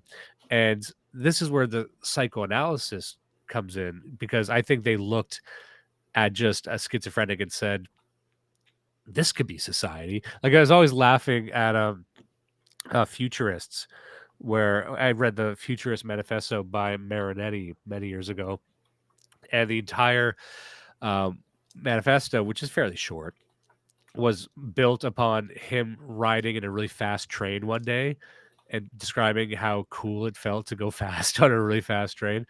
And just me laughing, him looking at the window going, is this politics? So that looking at like a babbling schizophrenic, like, yeah, this is sex. This is everything, right? But, and trying to build the schizophrenic into something that I really just don't think it is. And maybe that's not being charitable enough to the ideas, but sometimes when you talk to schizophrenics, you don't get the sense that they're just pure enlightened individuals. Sometimes they are. Sometimes they look like you see a lot of pain in their eyes. Sometimes you look at they're not just these star children descended to interpret society in a sensible way. Sometimes it just sucks being schizophrenic. Now, what do you think about that? Does that make any sense? Yeah, on one hand, you certainly see that for them, the schizophrenic is more than perhaps what society would assign it to, which is why I think they go straight for that definition, or straight for that sort of title. Is that we have to understand that paranoia, being schizophrenic, these are determinate conditions. These are assigned things from society. And in fact, that we have to embrace them. We have to look at them more. And like you said, that we have this schizophrenic German judge at the beginning, which sort of becomes the model. We can use his experience to look around the world, and we can bypass Jung, we can bypass molecular biology, and instead we're going to try and understand the world in a way that is not just based around the world and the terms around it, which again, reality kind of kicks in. You're like, well, I don't know how far you can really run with this. I think this is where you kind of run into the problem we had with like the mapping of metaphor with like the spine and history. But I think at least with respects to this and what Deleuze and Guattari are doing and what they expand upon in 1,000 Plateaus is that they at least can bypass and provide a deeper meaning than just a one-off metaphor, because they'll go much deeper and they'll try and respond and counter to what they would call Freudianism. In fact, we have to liquidate that. We have to look towards a much different model, a schizoparanoic mode of reasoning. You know, Prude, I'm once again reminded of the Joker. But there's this idea that one of the writers had a long time ago in one of the graphic novels that it was like one of the Arkham profiles, and it said, the Joker exhibits not insanity but form of supersanity, where he reinvents himself every day. And this was a really clever way, I thought, for the writers to write themselves around the fact that the Joker as a character changes over the years. Like in the past, he's kind of like a merry prankster, and then he becomes just a rapist serial killer later. So it's a way for them to say, oh, that's all the same Joker. And he's just not insane, but he kind of reinvents himself to a very chaotic world. And it's a commentary on the world. Yeah. But that's kind of what this is here, that the schizophrenic, because they do think that more people should be schizophrenic. But it's interesting that it says, they say early on, and we said it on the beginning of the stream, that this society produces schizophrenics like it produces any other product. And I'm not sure that even makes sense. Like, because in the true state of humanity, we would all be schizophrenic anyway, in a sense. We would have like that seems to be the truer state of man. So, but to say that this society in its fallen state produces more schizophrenics, I'm not even sure that logically tracks. Like, what do you think about that? Or am I just reading this wrong? I think you have to view it very specifically within the confines of what they're defining themselves against. So, for instance, if you were to go to page 314 in my book, I don't know what it is in yours. It's in the chapter about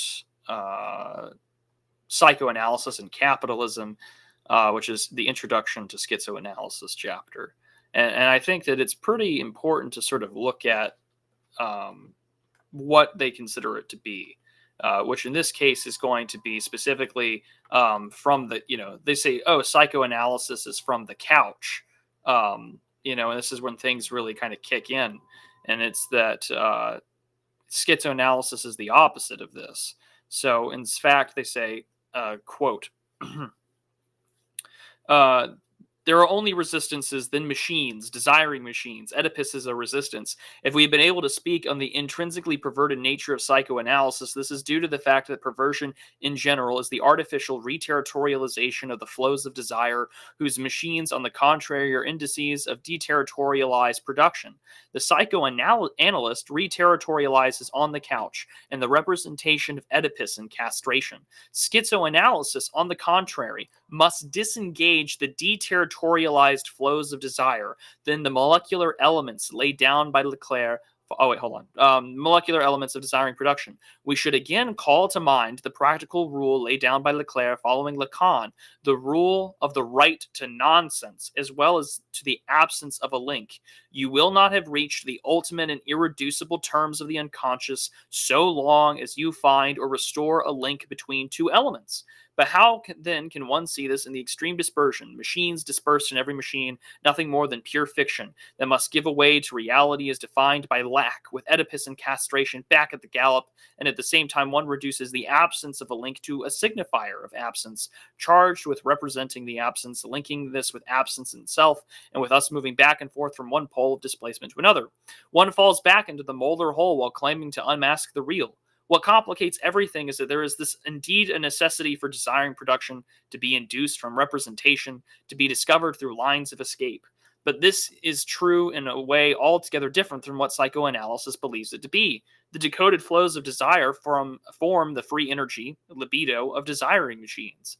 The desiring machine takes form and trains their sights on a tangent of deterritorialization that traverses along the representative spheres, that runs along the body without organs, leaving, escaping, but while causing more escapes. The desiring machines themselves are the flow schizzes, or the break flows that break the flow and at the same time on the body without organs, not the gaping wound represented in castration and psychoanalysis, but the myriad of little connections, disjunctions, and conjunctions by which every machine produces a flow in relation to one another that breaks it, and breaks a flow that another produces. And to break that down, what we're getting at here is that Deleuze and Guattari are saying that instead it must be destructive. We must look at the fact that schizoanalysis, capitalism, fascism, forms of oppression, all things that are brought onto us from parents to the intrinsic desire for us to seek the comfort of like-minded beings and souls. All of this and says we in fact shouldn't have to care about these connections. Why should we care about your grandmother? Why should we care about what the foreman wants you to do on company time?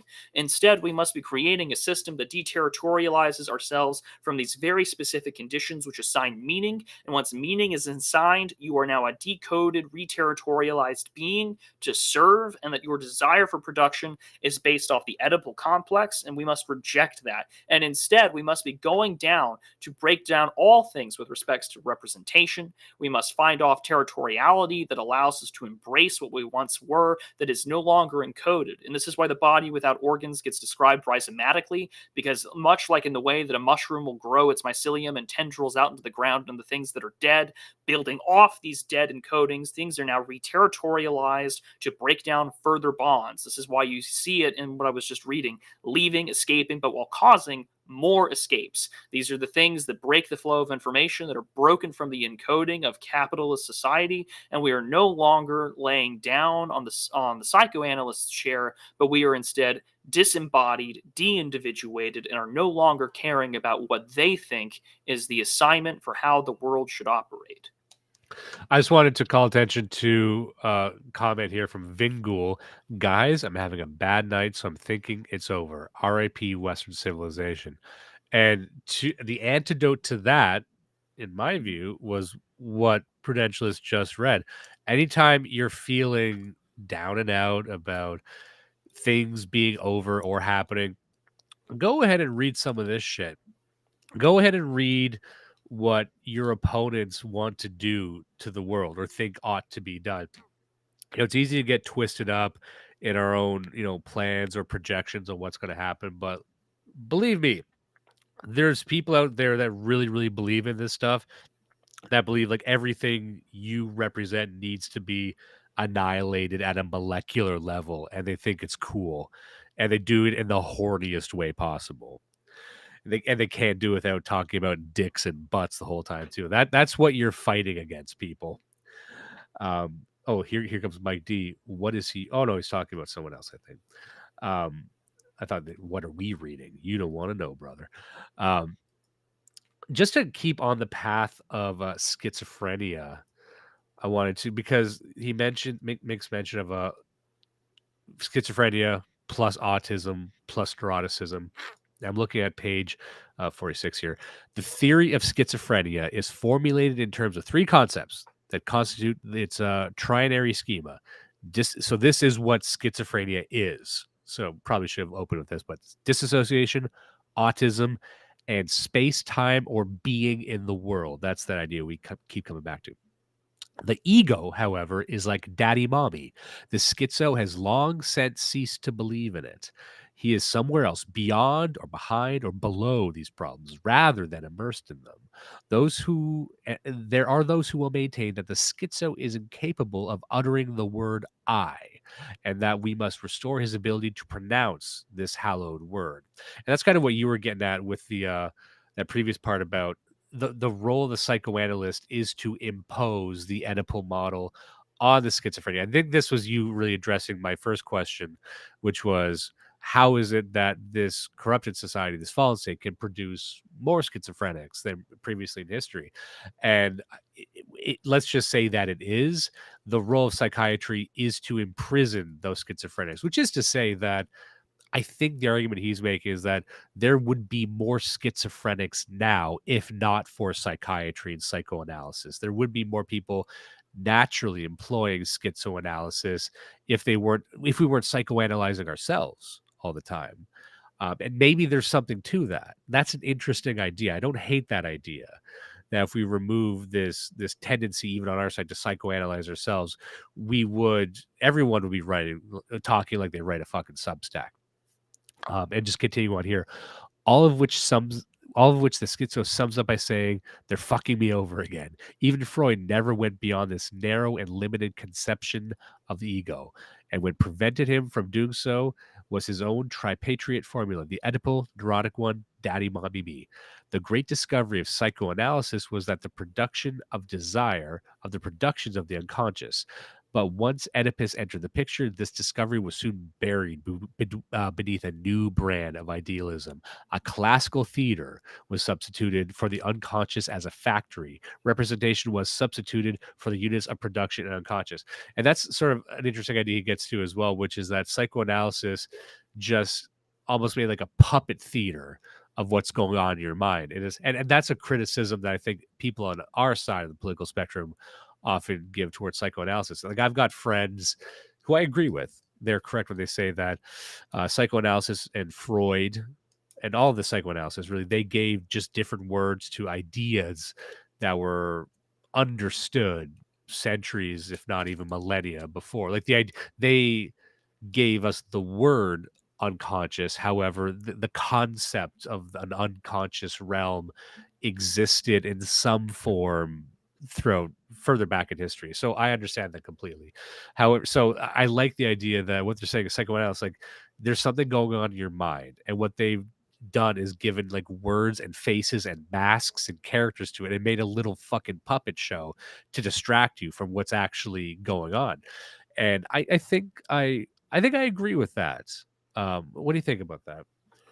Yeah, I would agree actually wholeheartedly with that take. And in fact, I think that this is one of those rare instances where you can talk to some like, for instance, I have some friends that I like to talk to from the These People Are Sick podcast. And I mean, like, they're very much crypto, although not very big on the crypto aspect. I think they're more openly kind of commie, tanky kind of folks, but they're willing to acknowledge that of what psychoanalysts do, and that they're actually touching based on things that are much older forms about what's in the mind versus what's in our tangible physical reality, and that they're trying to ascribe a narrative and to make sense of why the concept of like the normal mind isn't working in this specific person, or why they're operating the way that they do, or why they're insecure. Just to once again reference the Batman, one of my favorite lines from The Dark Knight was said by Harvey Dent, who is really the unsung hero of that entire film. It's easy to get lost in that film, but when he just said, they expected us to be decent men in indecent times. And I always thought about that as I was reading this. I really don't think about Batman that much. It just became a fucking riff for this episode. But the idea that we would all be schizophrenic in this 21st century, if not for this, I think that's the nugget of an idea I really extracted from this. I think people, you can maybe forget a lot of the stuff in this, or understand it but put it to the side. But I do think that there's something to that, and I think it takes a psychoanalysis to really take apart psychiatry, like, not just dismiss it out of hand like some people do, like, that's all bullshit, but really understand why it's bullshit. I think these did as good a job as any. Or like, even when Thomas Zaz, who was the one of the lead psychoanalysts in America, did The Therapeutic State, among other books. Like, it took a guy who was like that top of his game to say, like, no, this is ruining America. And he was saying that in the fucking 50s. It's funny that you reference the Joker as often as you have, with respects to Batman. But I think that, to get our references here, when we look at psychoanalysis versus schizoanalysis, you also get the comparison for, I guess, the chief figure of their time, or a popular character, that of Charlie Chaplin. So they reference Schreiber again. But they say psychoanalysis settles on the imaginary and structural representation representatives of reterritorialization, while schizoanalysis follows the machinic indices of deterritorialization. The opposition still holds between the neurotic on the couch as the ultimate sterile land, the last exhausted colony, and the schizo out for a walk in a deterritorialized circuit. And they reference, of course, Charlie Chaplin. With respect to the famous short film Modern Times about being a worker in a factory. So when Charlie makes the board fall a second time on his head, a psychotic gesture, he provokes the spectator's laughter. Yes, but what laughter is this, and what spectator? For example, the question no longer applies at all at this point in the film of knowing whether the spectator must see an accident coming or be surprised by it. It is though the spectator at that very moment were no longer in his seat, were no longer in a position to observe things. A kind of perceptive gymnastics has led him progressively not to identify with the character of Modern Times, but to experience so directly the resistance of the events that he accompanies this character. He has the same surprises, the same premonitions, the same habits as he, and thus that famous eating machine, in which, in a sense, by its excesses, is foreign to the film. Chaplin had invented it 22 years before the film, is merely the formal, absolute exercises that prepares for the conduct, also psychotic, of the worker trapped in the machine with only his upside-down head sticking out, and who has Chaplin feed him his lunch since it is lunchtime. If laughter is the reaction that takes certain circuits, it can be said that Charlie Chaplin, as the film sequences unfold, progressively displaces the reactions, causes them to recede level by level, until the moment when the spectator is no longer the master of his own circuits, and tends to spontaneously take either a shorter path, which is not passable, or barred and very explicitly posted elsewhere, and having suppressed as the spectator, Charlie Chaplin perverts the laughter, which comes to be like so many short circuits of a disconnected piece of machinery.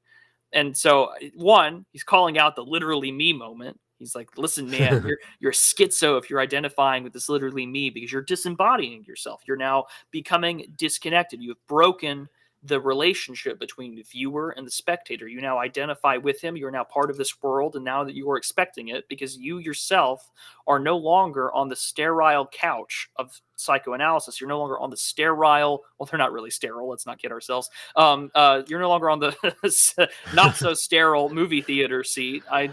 The psychiatrist casting couch, if you will. The casting couch with the girlfriend where you cut the hole in the popcorn box. I know what you're doing with the extra butter. So with that, you've now become, on this very small scale, broken these, traditional relationships between viewer and the film and the actor. And instead, what you've now done is become drawn to it and are now a part of a wireless system in which you sort of, psychologically transpose yourself on there, but you're no longer physically rooted. There's no longer those traditional connections. It's been short-circuited.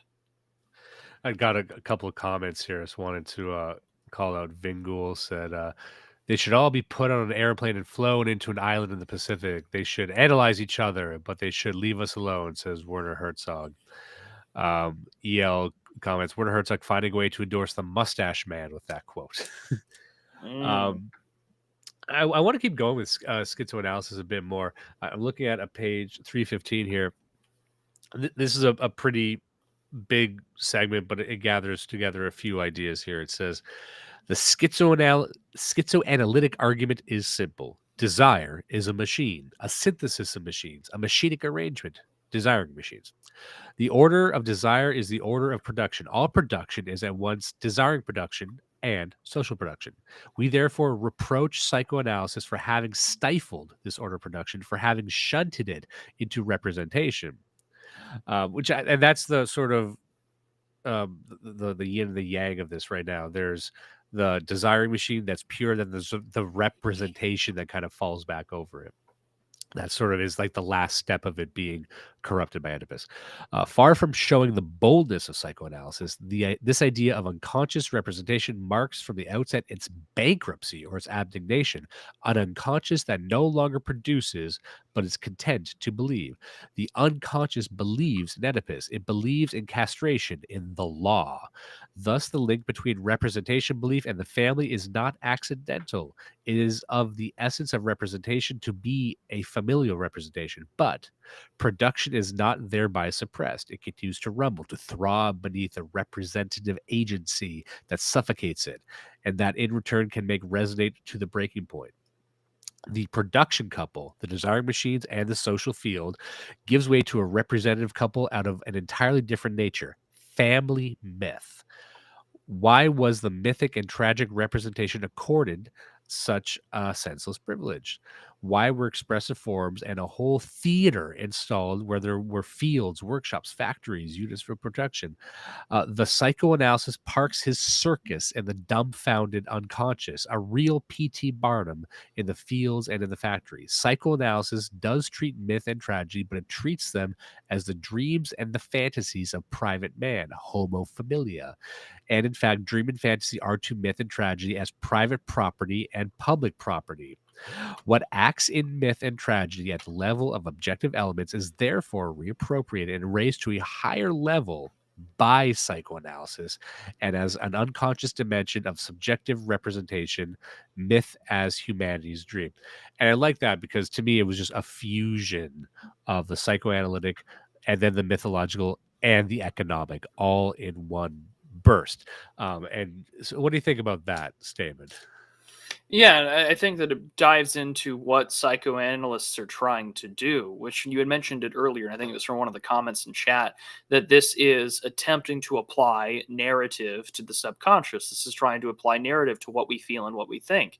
And they expand on this quite clearly, that psychoanalysis is trying to break down the understanding of the, and they mentioned this in the chapter earlier, like this is the Greek amphitheater of the mind. This is the Hellenistic Western expression of the world. And in fact, the dreams and fantasies of private man are now the myth and tragedies of society writ large. This is why, and you see this being applied even in other forms of media, like in the episode about Lucky Strike in Mad Men, where that Peter, that balding Norwood piece of shit, is like, well, we'll just use the lady's death wish analysts, and we'll use death wish as our way to like sell cigarettes. And Don Draper's like, well, that's retarded.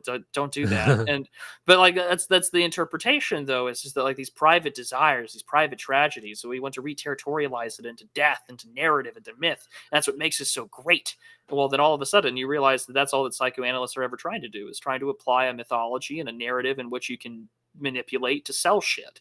And that's where you get sort of like, well, this is what capitalism does. And anyone who's considered schizophrenic or someone who doesn't want to obey by the encoded desire because of lack, well, then all of a sudden you're considered a crazy person. You can't be a part of that society. Your libido doesn't work with what humanity's dream is. And so if you can't be part of this universality of what man is supposed to be or what European persons are supposed to produce, then there's no use for you. And instead you need to be thrown off the stage. Absolutely. Now I've got another part I can read here that kind of wraps that up. Now let me just see here. 337. And I think it really emphasizes, here we go. So in its destructive task, schizoanalysis must proceed as quickly as possible, but it can also proceed only with great patience, great care, by successively undoing the representative territorialities and re-territorializations through which the subject passes in his individual history. And we keep seeing the phrase territorialization here, and I think we probably discussed that in the first episode, but I find that they use re-territorialization completely differently than we would. Or maybe we use it the same way, but one just sees it as bad. Like to them, re-territorialization, like rediscovering yourself, is the worst thing you can do. You must destroy yourself. You must destroy anything that you want to rediscover. In fact, the very desire you have to rediscover something in yourself, in your people's history, in your culture, whatever, that is the problem. So, I've heard re-territorialization said in the positive on our side. So it's just interesting seeing it here as the main problem. He says, For there are several layers, several planes of resistance that come from within or are imposed from without.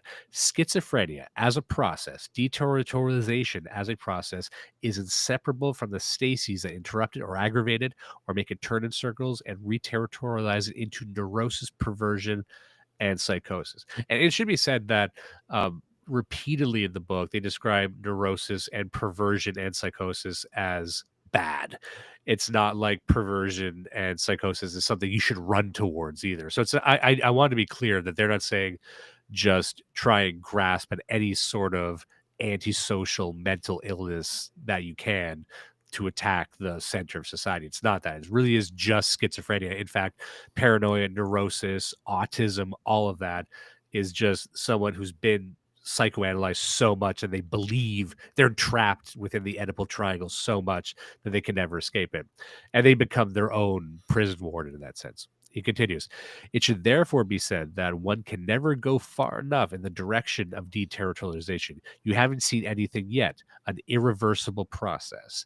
And when we consider what there is of a profoundly artificial nature that perverted reterritorialization, but also the psychotic reterritorializations of the hospital, or even in the familial neurotic reterritorialization, we cry out more perversion, more artifice, to a point where the earth becomes so artificial that the movement of deterritorialization creates of necessity and by itself a new earth.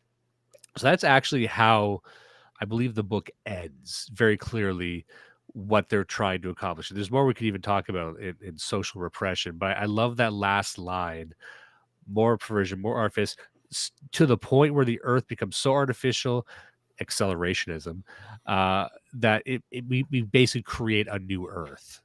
And this is kind of where by necessity, you get into very sci-fi flights of fancy once you get deep into this stuff. But yeah, I didn't read anywhere in this book an outright like a practical way that one could begin to initiate this process. Maybe they get into that in the second book. But they talk a little bit about it because there is more, at least in my copy of the text, about what this would look like or what is the task. And so, the section after that is talking about the first positive task of schizoanalysis. And if you want to give the page number, I got yours up on screen right now. 174 on the PDF. And I just have a few notes on this, and it's going to be, that's where the chapter is, but I think that where I had my notes is, let me just Control F real quick here, and it's actually not too far. Oh, there it is. Okay, so it would start right down here at the bottom. Therefore, let us return.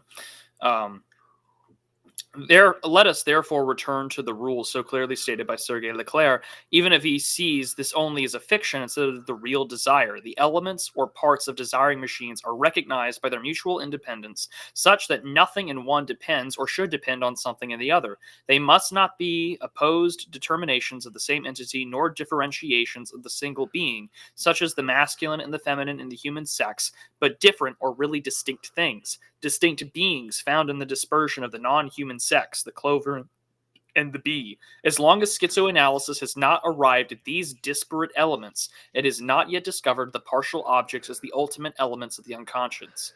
In this sense, that Leclerc used the term erogenous body not to designate a fragmented organism, but an emission of pre-individual, pre-personal singularities, a pure, dispersed, anarchic multiplicity without unity or totality, and whose elements are welded, pasted together by the real distinction or the very absence of a link. Such is the case of the schizoid sequences of Beckett's, stones, pockets, mouth, a shoe, a pipe bowl, a small limp bundle that is undefined, a cover for a bicycle bell, half a crutch. If one indefinitely runs up against the same set of pure singularities, one can feel confident that he is drawn near the singularity of the subject's desire.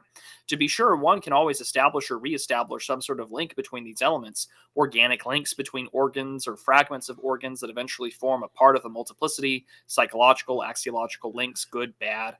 that finally referred to persons or scenes from which these elements are borrowed, structural links between the ideas and concepts that are apt to correspond to them. But it is not in this respect that the partial objects are elements of the unconscious. We cannot even go along with the image of partial objects that their inventor Melanie Klein proposes. This is because whether organs or fragments are organs, the partial objects do not refer to at least an organism that would function phantasmically as a lost unity or a totality to come. Their dispersion has nothing to do with lack, and it constitutes their mode of presence and multiplicity. They form without unification or totalization. With every structure dislodged, every memory abolished, every organism set aside, every link undone, they function as raw partial objects, dispersed working parts of a machine that itself is dispersed. In short, partial objects are the molecular functions of the unconscious. That is why, when we insisted earlier on the difference between desiring machines and all figures of molar machines, we were fully aware that they were both contained in and did not exist without one another. But we had to stress the difference in regime and scale between the two machinic species. First step on all of this is to simply say that what we are looking at is a society in which we have to break down things in a way in which we have to break it down to a quantum level. If we can break down the parts of atoms, if we can break down the parts of even what's inside of subatomically like quarks and whatnot, we also have to break down these linkages and elements that we would assemble together in our mind. This is why assemblage theory, this is why structuralism gets thrown out the window. And we have to understand that all these flows cannot be linked as some sort of faction or some sort of understanding of what makes a family unit, what makes an element of what person actually wants, because that can be encoded somewhere else. And instead, all things have to be de-individuated.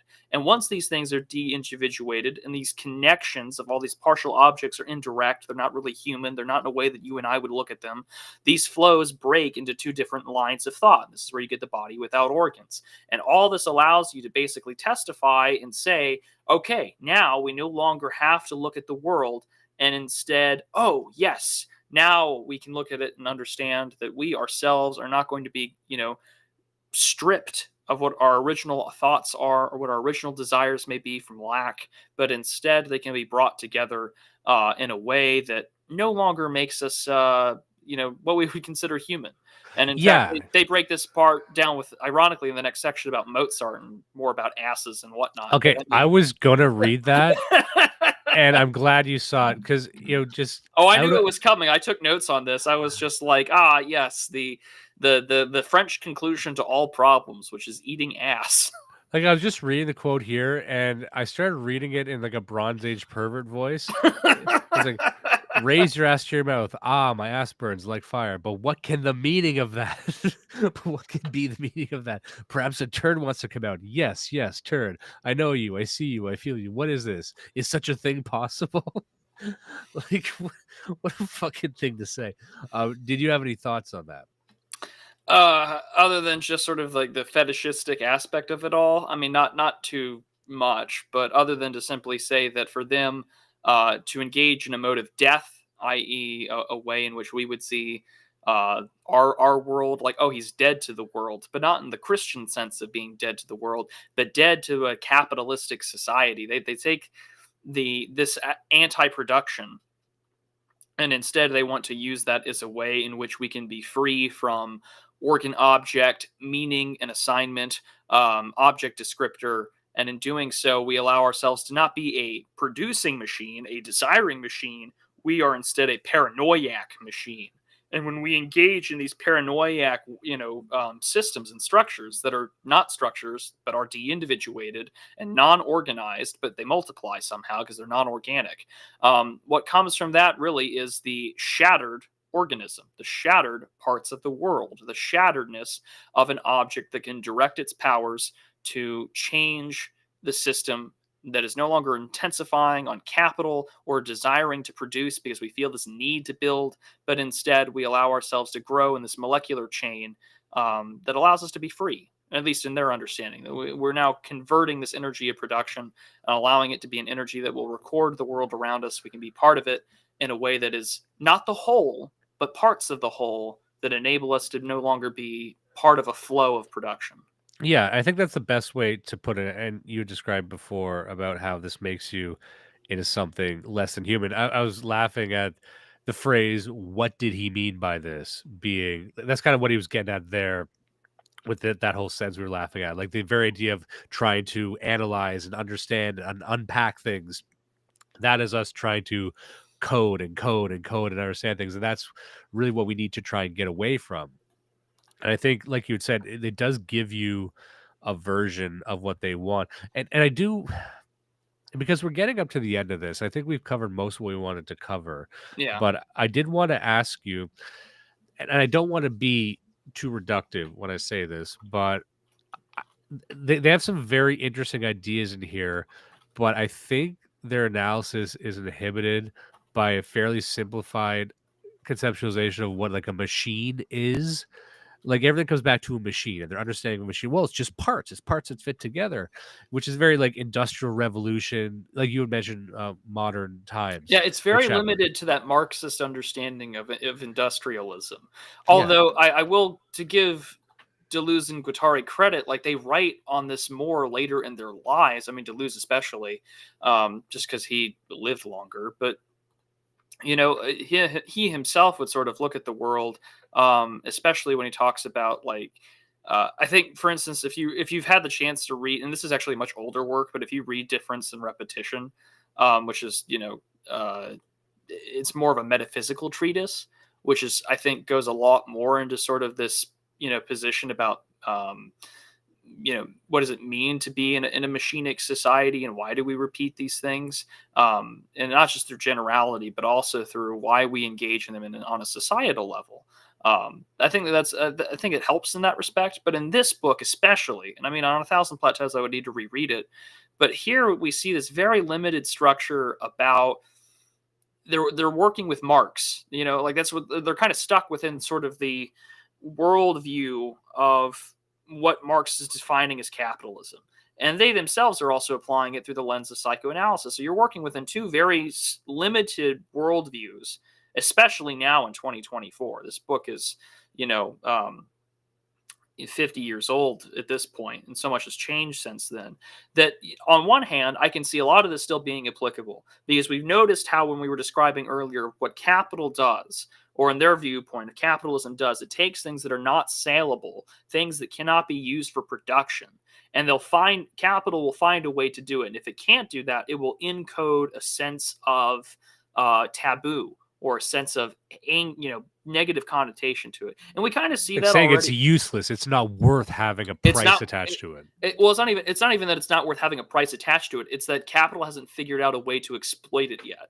It hasn't found a way to make a good example would be like the hikikomori, right? Like no one knows how to make the like neat, stay at home, jerk off to anime guy all day. They haven't figured out a way to make him a fully productive member of society yet, because his desire is to just like goon his life away. And podcasters have. Yeah, right.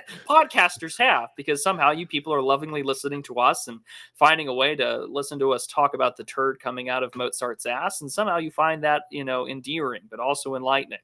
So on one hand, like this text, I think, has a lot that still applies, but at the same time, it skips over things that are just hard-coded reality, because they take these things into metaphysical abstractions, and it becomes this very almost idealized counterfactual. They're like, well, what if we got rid of the metaphysical understanding that we can, bring about through societies of control and production? And instead, what if we live in a world where we were all these like disjointed partial forms, and we resisted capital, and there go the death of fascism, and oppression is over? But it's just like, well, that's not going to really stop the people who don't believe in your nonsense from ever like coming over and taking over and killing you. It's the thing which I find so interesting about how like the theory cell has kind of died in 2024. Because it's like, yeah, this theory stuff's cool and the abstraction's nice, but it's like, bro, the enemy's at the gates. Like, there are like 200,000 Indians running this McDonald's outside of like Montreal. I have a lot of bigger Indians. problems to do. They got 2,000 Indians running one McDonald's. That's such a funny idea. Just they can't fucking serve any food. It's just so many of them. I actually talked about this in that speech I talked about in Toronto. which me and Distributist and many others gave speeches there. I said there's a segment about the sensitive young man, about how it's easy to get lost in these labyrinths of theories, and it becomes obvious that these are just another type of fandom. That you're engaging with theory and esoteric knowledge the same way someone might really get into Rick and Morty lore, or Rick and Morty esoteric, erotic lore, right?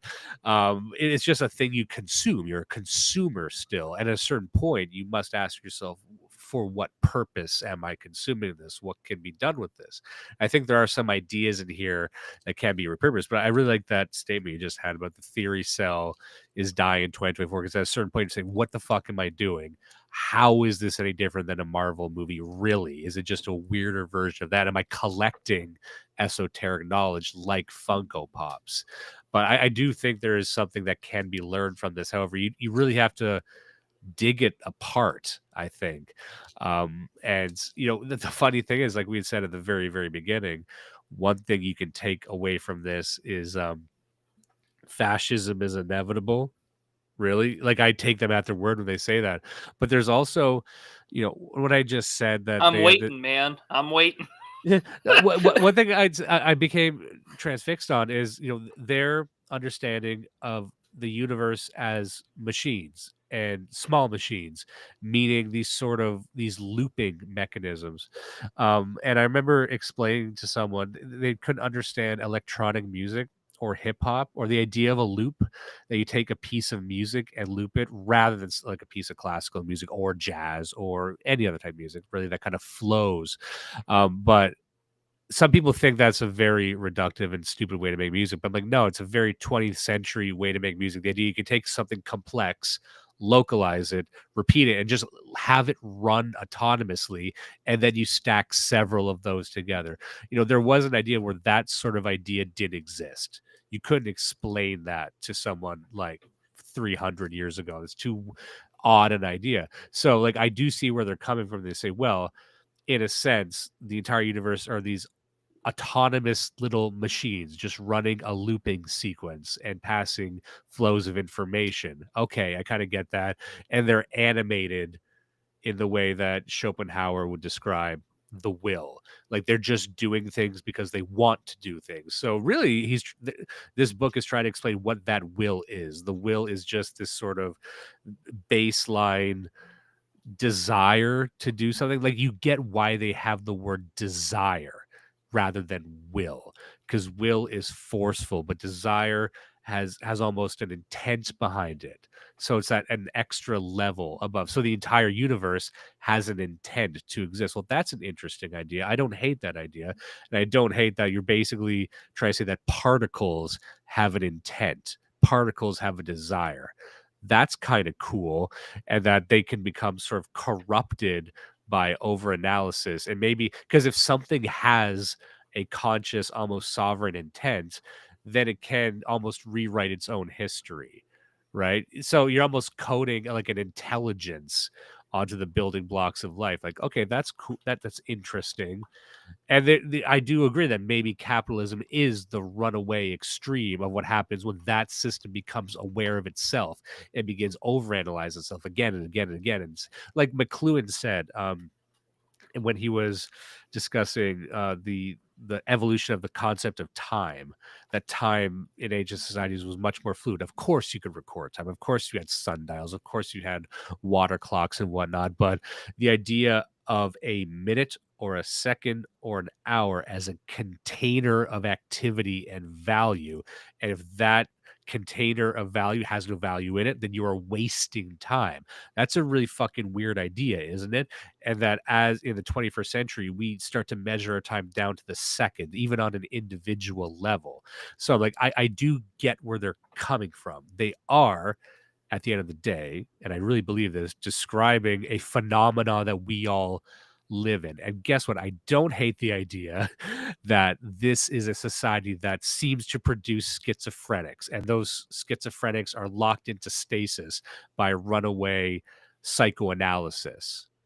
However, I might disagree with that. The natural state or the desired state is more schizophrenia. What do you think about that? I think that you, as well as the authors, are right that we have witnessed through both the Industrial Revolution, but also just sort of everything being monetized, commodified, and gamified, a totally revamped understanding of time. And we kind of got into this too with respects to spinal catastrophism. We talked about railway spine, that the human body was not used to moving as fast as it did or adjusting to the vibrations of the rail car on the rail tracks, that they went catatonic and then they went insane. And we can produce even now in the society sort of like these amorphous blobs that have no real understanding or place in the world. And you have to ask yourself, what do we do with these people? The soul, people that we would call the bug man, or people that some would even just say soulless. And there is this great reinterpretation, especially in the last 250 years, where time is now just this pure form of commodity, where it is sort of either A, enjoy yourself, or B, produce, make, build, grow, hustle, grind, etc. Whereas both the ancients, both pre-Christian and Christian, had a pretty deep and wonderful understanding of what our time is for. And that we don't have a lot of it, and we know that at any point in time it can be taken away from us. You read both pagan writings themselves, like, oh, well, the life and not knowing our death is actually a great gift for us to enjoy the fullness of it and to seek our great glory. That way, when we do die, people will remember us being part of our life and being able to tell its story effectively. Or even in the Christian sense, that you do not know when the master returns. He can come like a thief in the night, and is often sung in various service, behold, the bridegroom cometh in the middle of the night. Blessed is the servant who keeps watch.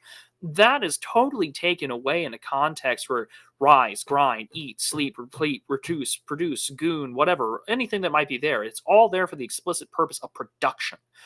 Because your ability to be a desiring machine means that you're going to take part of this Dracula vampiric flow in which all things must be stolen from you. Your vril is being stolen from you. Your life is being stolen from you. Your chance to repent is being stolen from you because it isn't part of the concept of production, which is why I kind of find it funny looking at this in sort of this in a Christian perspective is like they kind of understand that like the world, i.e. like the prince of this world, ain't good for you. But also your idea of being dead to the world is far more, dare I say, schizophrenic, dare I say, lack of making sense than even sort of the Christian context of being dead to the world. Because death to the world is death to the passions. It's death to the things that would want us to be part of this desire machine flow. But for them, they want to take that even further and say, no, God's not real. The Sky Daddy is dumb because it's a method of controlling you. So instead, you should just eat ass like Mozart and break away from the assemblages and move on from a society that is capitalistic, fascistic, and thus free yourself from power by that liberation. But as we kind of tell from our reading of this and also just sort of the breakdown of it, it leaves you wondering how much of that can actually be feasible. And this is where you get the discussion about desire, nomadology, the sort of different Deleuzian readings from Justin Murphy and our friend Last Things.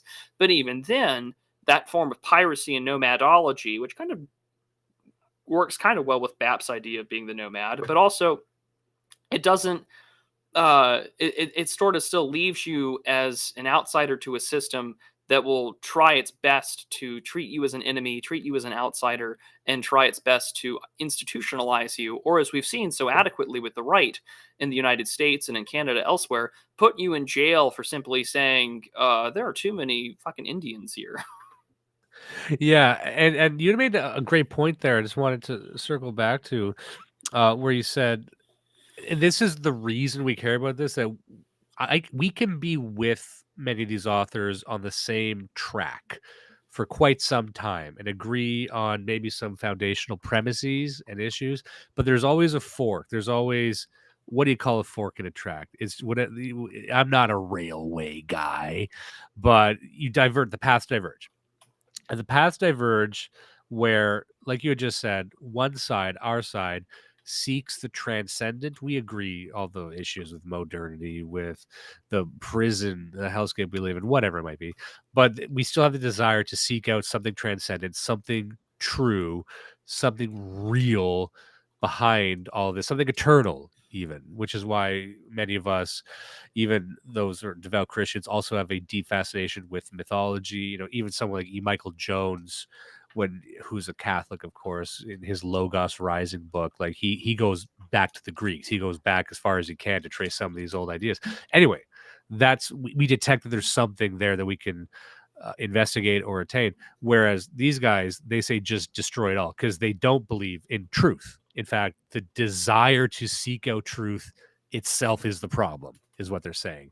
Like you need to want insane destruction. That's what this is, and that's why it's so similar to spinal catastrophism. Like I really do think both of these books, indeed most of the literature that emerges from the space, I'm not sure Zizek does, because I read Incontinence of the Void, so he might take a different approach. However, just like with spinal catastrophism, this ends with destruction, basically. Like you need to gloriously pursue destruction of everything that you are. And so again, like once you cut all this stuff away, the prescription, the solution is I can't go with them on that. I can't go with them down that track. You know, I don't think that's ever something we can reconcile with that side. So it's not an issue of definitions. It's not an issue of, you know, we're saying the same thing in a different way. No, like I really do think there's within the fucking DNA of us and our opponents, there's something different. And I don't think we could ever be friends at that level for people who take these ideas as seriously as these two do anyway. Yeah, and it is interesting that even, you know, to go back to mythology, for them, they just see this as this like eternal recurrence, you know, this eternal return to forms of power and control. Although for us, we go back to what came before as a method to see what has existed in forms in which has kept us sane, but has kept us on there. I mean, even in times in early Christianity, I mean, like Saint Basil the Great has a whole address to young men on Greek literature. You know, how you're actually going to benefit from reading like the pagans and to see the great poets and philosophers and see how that brings you to where you are now in this Christian age. Like, the same thing for us. We want to go back and we want to look upon, but we also have to look upon the writings that kind of form the basis of our enemies. And that to a large extent also includes reading these books, because that requires us to look at how did they get here? How did we get here? And what are they looking at the world now? And what can we benefit from it? And what can we avoid?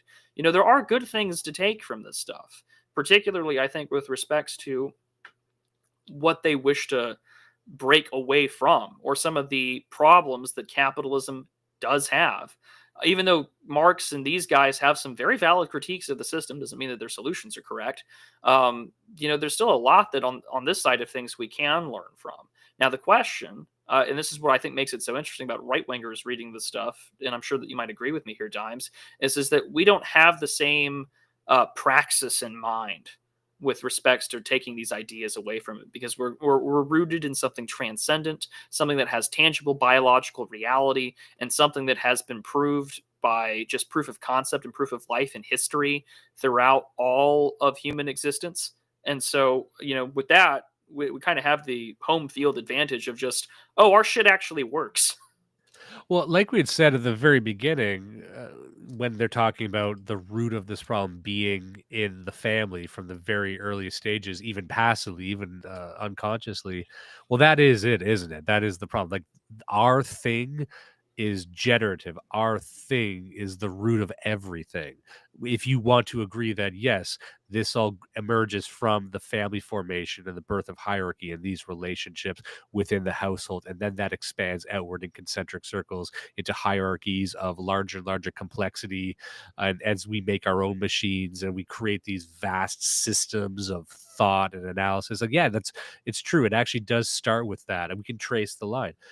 I just don't agree that that's bad, and I don't agree that it's like if we do agree that it's always going to advance, like there is an accelerationist sense here, and I believe they outright say like you need to increase this complexity until it collapses on itself and makes everyone schizophrenic.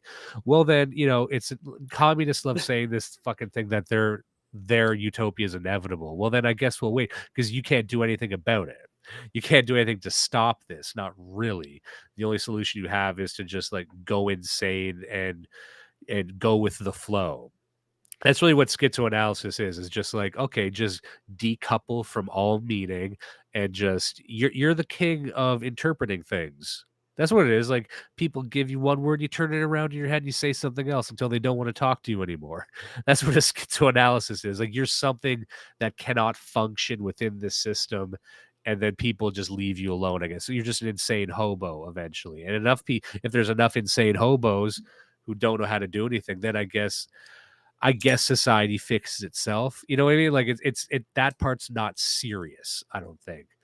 But the seriousness that they're grappling with is that they're looking at their communist Marxist project and saying, well, this didn't work. Well, it didn't work because it can't fucking work. And they're, like I said, at least they're taking it seriously, that none of their economic paradigms, none of their fucking solutions to the problem of class can ever fucking work unless reality is torn down and reconstituted in a new fucking seed that they planned, which is called, I guess, horny schizophrenia, talking about fucking butts and asses all the time. You know, and it's funny. My mind is immediately thinking of like the Cloward Piven or Cloward Piven strategy. You know, just like, oh, just accelerate the system so it collapses so we can get wealth redistribution. Well, it turns out that the system would rather just like euthanize you and replace you with like an immigrant from the third world before it dare try and collapse into itself. I do wonder, like, you read the second book. Oh, like years ago. It has been so long since I've read Thousand Plateaus. I do wonder what they would say with the 21st century, you know, reality that we live in. I wonder how, and I'm asking very openly, like, what they would. Do you think that anything we're experiencing now would challenge anything that they believe? I mean, I think that they would, at least in the Thousand Plateaus, one of the things that I really do remember, and that this is where you get more of the rhizomatic stuff, and then also, you know, some of them, of course, are talking about the face. There's a whole chapter on like the face, faciality, and just talking about how like we use the face to overcode the body, but it's also in tension with like the world around us, specifically our geography, the landscape. I think that they would probably have a lot more to say, especially now towards the changing landscape, not just like actual geography, but also the changing landscape of what is the social contract today. Because they spend so much time again focusing on the psychoanalysts that I don't think that I think they would have a lot more to say about the expectations of a society on the mind as the changing social contract. Like, I can only imagine how much shit they would have to say about COVID. I can only imagine about like the essential worker. Zizek wrote 2 fucking books on it while it was happening. Well, you know, and we haven't decided what our next book is going to be. Although you and I were having some discussions about that. It'd be fun to go into Zizek on that on one of his COVID books. Our problem is we have so many that we actually have like many options. It's just which one to do first. I think your initial suggestion, sorry to get off topic, but like I think your initial suggestion that we pick like a Ta-Nehisi Coates or one of these like big race grifter books and take it seriously, I think that would actually be very good. That would be so fun. Like, that's something I've wanted to do for a while, just so people get a sneak peek on the next one. Everyone's aware of these anti-white books, and they're called, you know, sometimes explicitly anti-whiteness, but white fragility would be one. Anything by Ta-Nehisi Coates, I've never read them. I think a lot of people on our space, like, we instinctually hate it, as we should, but I've never actually looked at the arguments they make. I've seen them in interviews, and you're probably familiar with them, but like, what do they really say? And I want to let's find maybe the best one. I don't know how you would quantify that, but there's got to be, like, this is just, we're gonna have some fun. I think you're right. I think that we'll find one and we'll make the announcement towards the new year which one we're going to cover. But do you have any final thoughts here, Dimes, on what we've read? I thought I had one, but I just forgot it. But I did say 99% of what I wanted to say. But yeah, like as we were talking, it really became clear about how, you know, the very idea, I think this is what makes it real appealing. Like, the idea of love would be like the problem to them. Anyway, so yeah, I think that's about, I said pretty much everything I needed to say, and I don't think I have any more notes I wanted to cover. oh, here's an idea from Zaleski. The anti-racist baby is a heavy hitter. We might do that. That's a short one, but we might do that. Isn't that just like a child's like book? Yeah, and I've seen that one where I buy my child's books too. Like, I don't know. Also, here's a Shaver. Deleuze didn't become a homeless schizophrenic. I don't think this guy really believed what he wrote. I mean, fair enough, right? Ah, that's very true. Now, what are your final thoughts on this? You know, I think that out of all of what we've read here, I think one of the things that really sticks out to me is going to be about trying to understand our relationship to the world. Because I mean, this fundamentally is a very metaphysical book, and it sort of and it takes along the lines of Nietzsche, and it takes along the lines of what Freud and other psychoanalysts are taking here, which is that, you know, clearly these complexes are part of our society, and we can deconstruct them. We can put them on the public stage to explain universal human traits and symptoms. Now, of course, that's very the criticism that you would see nowadays is that's very, very Eurocentric.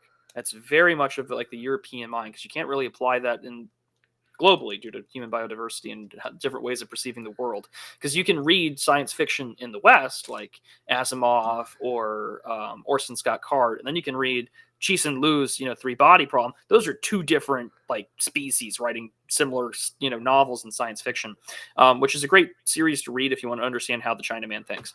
But with respects to this book, I think that it's really interesting to look at what do we, you know, when people say, oh, it's so like, oh, that's so schizo, it's so schizoanalysis.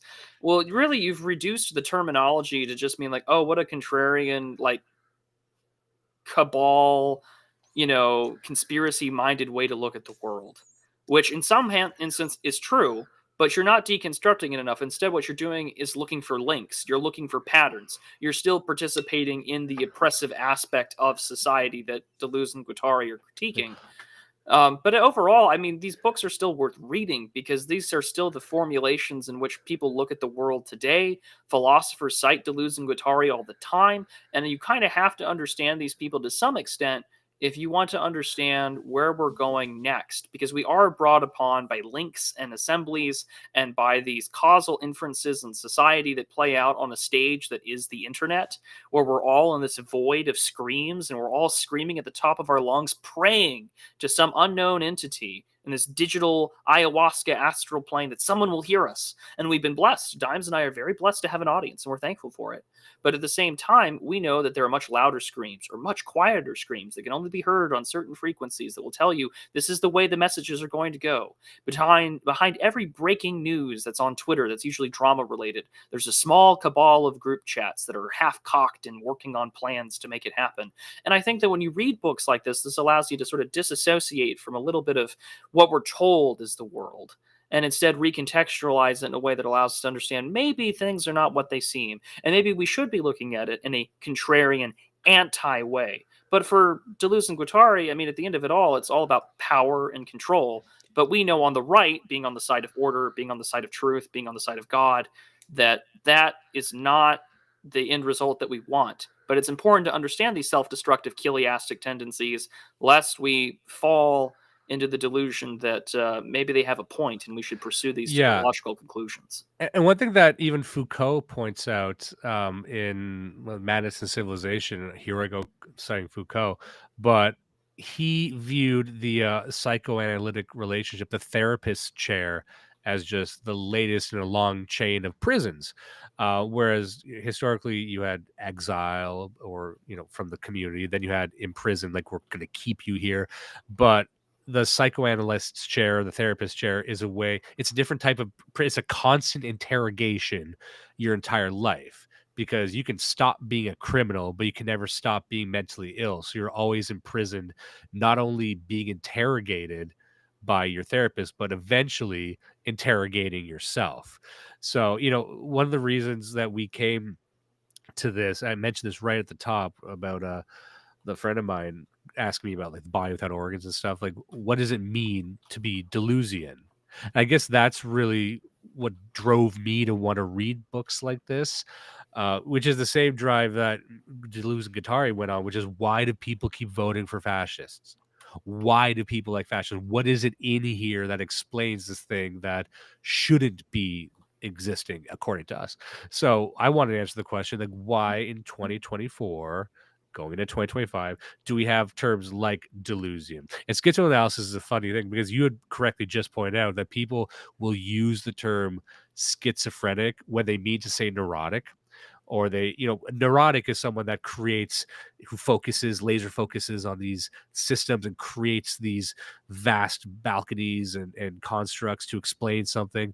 It's very autistic. Schizo is the opposite of that. It's just taking the world as it is. So people just completely inverted the definition of schizoanalysis, but it doesn't matter. Why do we still have that term? And I want to solve, and I believe you do too, what is it about these ideas, these books, this idea, anything that ends with Ian, like Deleuzian, Faustian, whatever, what is it in the organism of this idea that has withstood the entropy of our civilization, of our society? Why is it relevant? Because it clearly is. If something is popular, I don't think we have the privilege or the power to just say it's popular because people are stupid. It's random why it's popular. No. When something is popular, when it has stood the test of time, there's something there that makes it relevant. And you should at least try to understand what it is. It doesn't really make sense that Marxism should be as popular as it is. However, if we're going to be serious, we have to try and unpack why that is. There is something in there that you can't just dismiss, or you dismiss it at your peril, because it will just take a different form. It will evolve. And what we're looking at here is Marxism that has evolved over the course of the 20th century, and it didn't fucking stop evolving, and it's still being reworked right now by Marxist intellectuals because for some fucking reason, I guess it's still relevant, and maybe we can actually understand what that is and not let it just keep mutating until, maybe these people end up in power someday. Maybe you get a JD Vance who wasn't raised on Vitalist Substacks or whatever the fuck. Maybe he was raised on this stuff, and that's a real problem. So that's why, I'm into it. Or I think people should at least try. Yeah, absolutely. And we should absolutely be the ones to try and make sense of it. Because when someone says, oh, this is the way to look at the world, you kind of have to understand, what does that mean? And that's kind of why we're here, to answer that question. Like, well, it's in this book. That's what we mean by that. It's like, well, do you even read it? And it's a play on words, but also at the same time, we actually do want to understand these things. But there was a super chat that came in from Cal of Night for €249. Thank you, sir. He says, read. Sadly, no, too addicted to trash, working on them. Well, don't blame you. Don't blame you. That's why you're here, and we appreciate it. But I think that I think that the book that we'll read for next month and take it seriously is Robin DiAngelo's White Fragility. I think that'll be the one we cover. I'm just excited to finally read this. It's going to be so fun because it won't be impenetrable. It's going to sound like a big fucking dummy explaining like nonsense. But anyway, like it's taken seriously, I guess, right? Yeah, absolutely. Well, I think that's a good place to cover it. All right. This was I had a great time. I hope everyone else did too. I believe we actually covered pretty much everything that is worth covering in this book. Don't be repressed by this, people. Don't let it get inside your head. I've had some people contact me saying this really got them all twisted up. Don't let this really shatter the foundations of your world. Just have fun with it. I think if you can't do it on your own, we'll do it with us, and then we'll hold your hand and we'll get through all this together. Yeah, reading these books is a lot like the first rule of gun safety. You have to have fun with it. And if you're not having fun with it, then you're not having a good time at the range, and you're not having a good time reading schizophrenic analysis. All right, man. So I'll let you go. Thank you, everyone, for tuning in. Thank you for all the great comments. I'm loving the comment section of these streams. So we'll see you next time.